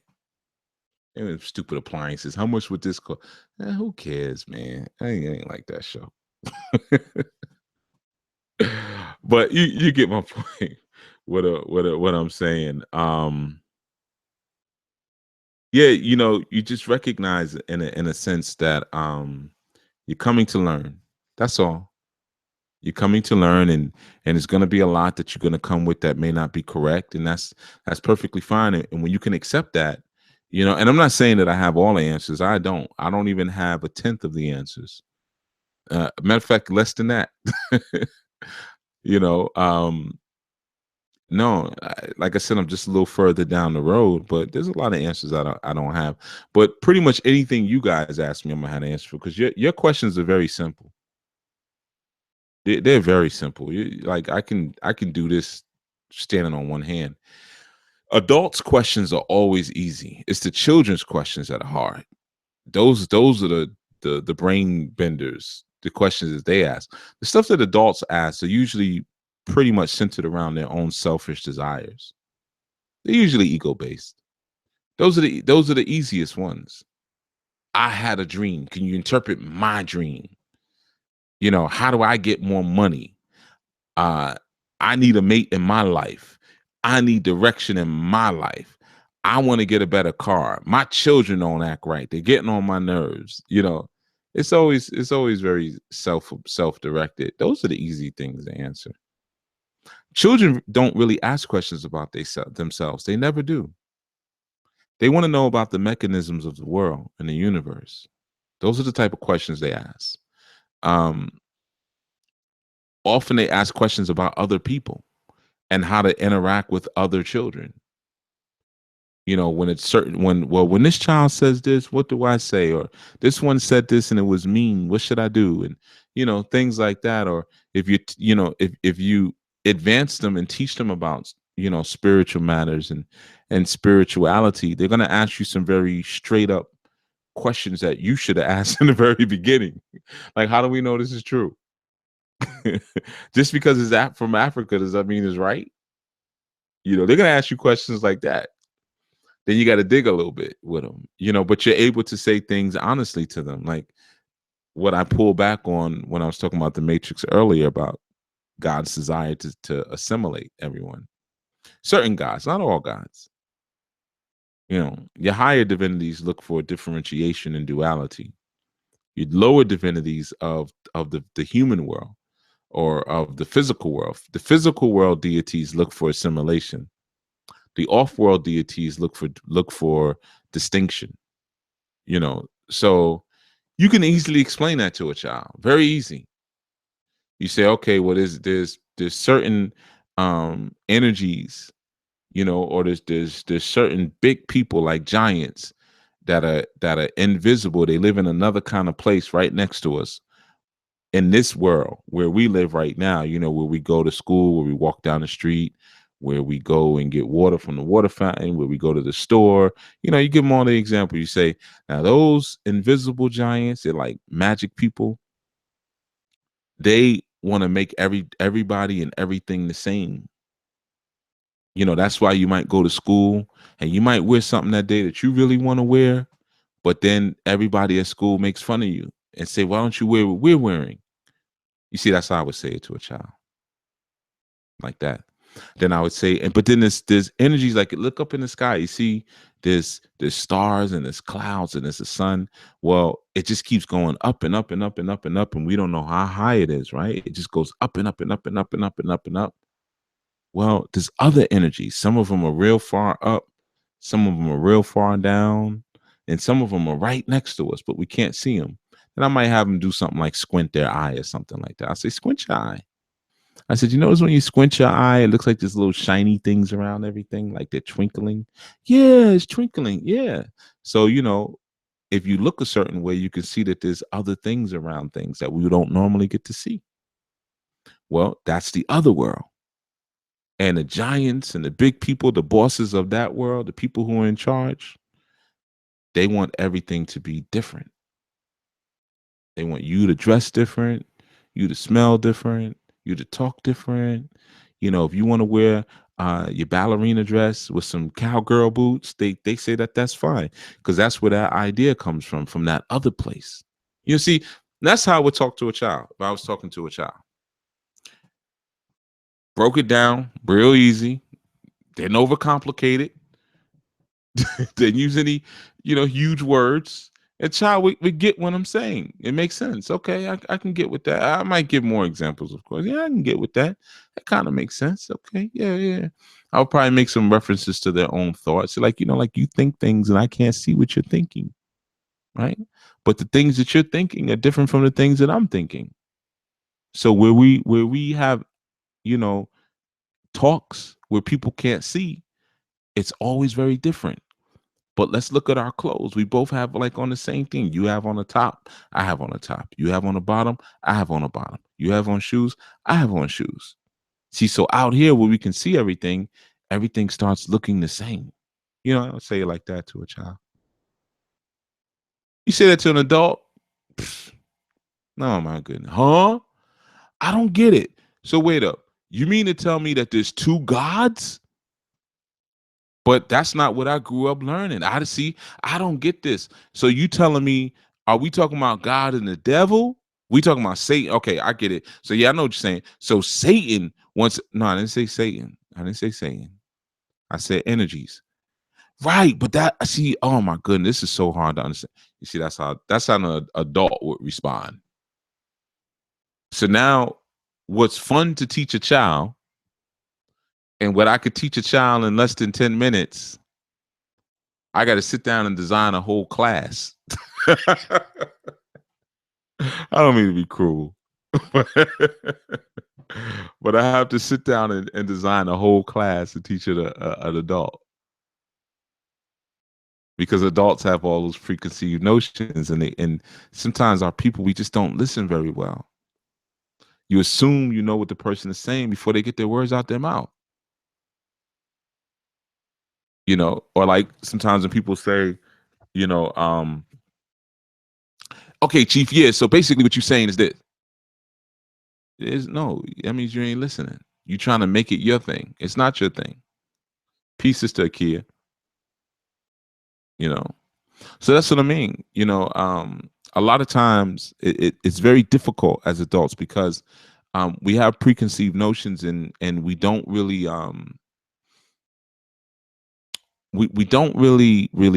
sometimes think about where some of our assumptions are coming from because they're not assumptions so as much as they're programming. And that's what I said. I don't have all the answers, but trust me, teaching adults is simple. That's a cakewalk. That's a cakewalk teaching an adult. Children, man, children that hit you in the head with some stuff. Man, you got to dig for children. You say something about Oludumare, and they say, "What's that?" You mean what's that? That name? Or they'll do something like this. They'll say, "Yeah, Oludumare did this." They say, "What? That name sounds funny." They'll say something like that to you. Just completely, just desecrate your sacred beliefs. I had a child say that once. I was talking about Shango and Arisha, and they were like, those names, they were laughing. He's like, those names are funny. And I'm like, what? You little, but hey, maybe they are. Maybe they are funny.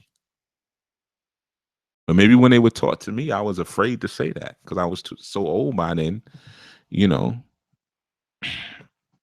anytime somebody says something that was unseen to me, I assume that if it's unseen, it could probably hurt me. Maybe I just had that assumption because I was taught about an angry, jealous God. Children don't have that yet. They'll say, well, if these things are here, why can't I see them? You say, oh, you can see him, at a certain time. Why can't I see him all the time? You see, you got to really get into all your explanations why you can't see things all the time. What does it really mean to see things, and things like let's say, well, if they're up high, uh, do the rocket ships hit them in the face? They'll ask you something like that. Well, when we say high, we don't mean like high in the air. It's just a way. Okay, forget it. They're not high. They're not high. They're inside of you. See, that's when you start tapping into your deeper understanding, because children will make you get deep. Adults, you could just say hi, they'd be like, mm-hmm, and don't even really understand what you're talking about. I'm telling you, man. Lotus Scholar says, the squinting of the eyes, Chief. I would do that all the time when I was younger, especially around a bunch of lights, and they just seem to dance on their own. Yeah, me too. Look cool, look like a bunch of Christmas sparkles. I guess I don't know if Christmas is there even such thing as Christmas sparkles. I don't know. I never celebrate Christmas really, so I'm thinking 4th of July, those sparkles that they walk around with. But Jan St. John says, "Oh, you must be in Trinidad, name like that." Jan St. John. That sounds like a Trinidadian name. Says teaching mindfulness and appreciation. Used right brain, creativity. Use them both. Balance them out. Anwar says, "Man, that basically response is a killer." Yeah, it's really rude, actually. I just never respond like that, but it's very rude and very ignorant to do that. Someone is teaching. The amount of words that's being used are the amount of words that need to be used, and not. So basically, you're just saying this. If I was just saying that, then I would have used those 3 words that you just used. Or sometimes people will say, "Here's another killer for Yamar." They'll say, "Okay, I get what you're trying to say.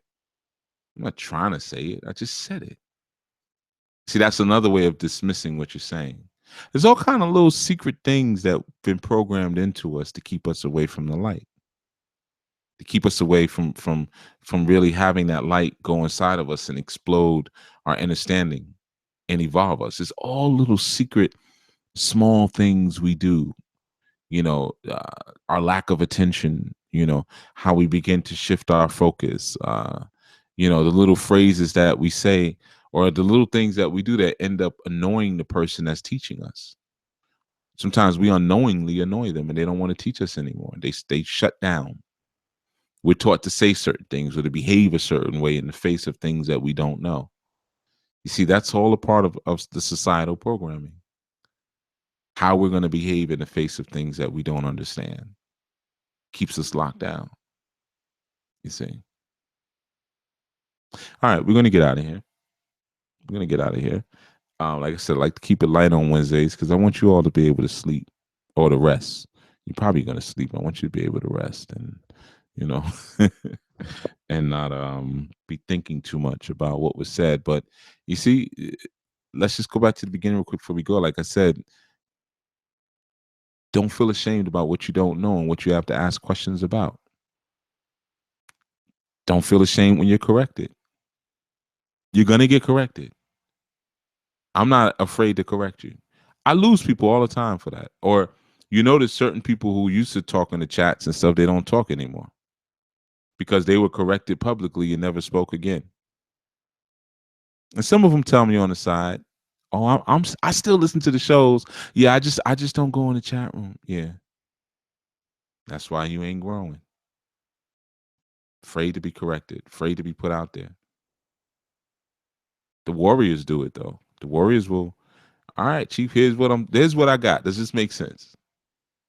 And I know that's not an easy thing to do. It's like dancing in the middle of the floor. I mean, everybody ain't like Low. All Low talk about is dancing. He got happy feet, you know. But everyone is it's like dancing. Everyone doesn't have enough confidence to dance in front of everyone, especially if they're not that good at it. I understand, you know. But like they say, dance like no one's watching. So it's the same thing. Go through this journey of learning and this journey through life like no one's watching. Because at some point you're going to have to acknowledge and know that you are the center of the universe. Can't get around it, man. You are the center of the universe that you've created around you. It's like the group Diggable Planets. We are all small plans. We are all planets, you know? So you don't have to feel embarrassed about asking a question or something because it's your world. It's cool. Everything is centering around you anyway. Don't feel bad about it. It's your world. Don't feel embarrassed about it. It's your world. It's cool. It's all right. And judgment is not condemnation. It really isn't. It's not condemnation. You know. So just give that some thought as you're moving around tomorrow. We're back tomorrow by 1 o'clock. 1 o'clock, we're back tomorrow, and we can kick it up a little bit. Like I said, Wednesdays are like keep it light, but we'll kick it up tomorrow. Oh, look at that. Man, Lo just says, man, I had to fall in love with dance because my younger peers made fun of me. But now, man, I'm dancing till the spot closes. Don't be afraid to dance. Look at that. He had to fall in love with dance because younger peers made fun of him. That's a very interesting commentary. I could have did a whole show just on that statement. Very interesting commentary. He also says I'm wrong because I say basically. I never saw it from that point. I get used to it. I just use it as a point of reference to make sure I understood and that I wasn't wrong. Guess that's my ego. Sometimes it depends on how the basically comes. You know what I'm saying? So it's not inherently a bad phrase, but you know how people are using it. Sometimes when they're saying it, you can hear it. When people are refusing, a lot of times when people say it, it's not that they're learning something new or they're trying to acknowledge, they're trying to let you know you didn't teach them anything new. Yeah. I studied that out before. Basically, what you're saying is that, it's that type of vibe. It may not be those words, but it's that type of vibe. It's like these shows, people have said before, yeah, Chief, I know you repeat yourself a lot. Yeah, I have to say certain things a lot because, like, look, just like I had to do with Iwa Puele, I teach it again. It's in the book. I've spoken about it on class, on show and show after show, but sometimes you got to drill certain things in. People don't get them. But the thing is, I actually have never repeated a show or a segment, a session on enlightenment and transformation. Never have. Now, I know that sounds weird to you because you might say, well, certain things he does say, he'll speak about male and female, light and dark, this and that. Listen to the shows. They're not redundant. It may feel like it. They're not redundant. They're connected. It's like the Kabbalistic tree of life. You can travel the same path 100 times, but then you make a left or you make a right, you end up on a different path. But you may use the first 3 steps a lot to get to where you got to go. Or you may go down certain paths again, but you're ending up at different trees. So these shows are the same thing. I never talk about the same thing twice. For those with ears to hear, they can hear it. Nope. Each show is different. I reiterate certain things based on what you need to have drilled into you. Certain things I don't reiterate that much anymore. When's the last time you heard me really break down Orisha? I ain't read that. But for a while, you heard me say that over and over again, breaking it down, breaking it down, breaking it down. Orisha, because you needed that. But I've never repeated a show. They're not redundant at all. You got to hear what's being said. If you think they're redundant, that means you're not listening. I got to be honest with you. It's not a dig. It's not to condemn you. Who taught us how to listen? You know what I mean? Nobody sat us down and said, this is how you listen. Or even this is how you study. So it's okay not to know how to listen or how to study. We just got some things to work on. That's all. That's all it means. All right. So yeah, I'm gonna head out and thank you everyone for the well wishes. I see them, Sister Nicole. I hope you get some rest too. Actually, my night is not over. I'm getting ready to head out. So I tell you, my work day actually usually my work day starts around 10 p.m. So so I'm cranky all day. I don't wake up till about 10, and I mean like really like I'm in it. So yeah, I don't sleep much. So yeah, usually when I'm telling y'all to go get some rest, I'm doing that so I can go do something I need to do. And plus, while we were on the air just now, a student just called, and I don't know why because it's late. The student called like 11 after 11 o'clock. So that tells me, and I don't normally, you guys know, unless you have an appointment, I don't pick that phone up. You know that if there's no appointment, I am not picking that phone up. Um, but they called the appointment line after 11 o'clock. So that tells me something is probably wrong. So what do you think I'm getting ready to do? So I gotta run out of that. I gotta run out, go take care of some things. And I'm also gonna call the student and make sure they're okay. Yeah, man, this is the work. This is the work. Let me say this to you too. Um, some of you sisters, this has come up a couple times as of recent. I think because springtime is coming to the Northwest, so love is in the air. So some of the sisters have been, expressing their desire to be with certain type of men and their urgency in terms of being with a man right now. And some have even gone so far as to say, like, I want like a Babala or a priest like you, you know. Um, you may not. You might not want that. Sometimes things look greener on the other side, but you may not want that. Someone who's really out here putting the work in, they don't have a whole lot of time to be cuddled up with you. You see, and I know it seems very sexy at first to be with someone who knows a lot or can do certain spiritual work, and sometimes it's the hypergamous aspect where you thinking that this person is going to now spend the rest of your relationship training you. So you see, I want to get with that brother because he's a priest and he could teach me this and he could teach that. Mm-mm, mm-mm, mm-mm, mm-mm, mm-mm. That's not what it's like. All right, it's not what it's like. So not everyone's built to be with a leader. Not everyone's built to be with a spiritual coordinator or spiritual head or a spiritual leader. So I'm just gonna throw that in. So yeah, while y'all are packing in for the night and getting under your covers and dozing off to your quiet storm, playlist, some of us are, heading out, running the cemeteries and train tracks and crossroads and um going to go check in on people and calling back students for whatever the new emergency of the day is. Things like this. I haven't spoken to this person in a while, so who knows what this could be. Some of us are doing that work. And it's not as glamorous as you might think. And all of the information that you see sometimes that people think is so sexy and things like that, it's not. It comes with a heavy price. It comes with a heavy cost.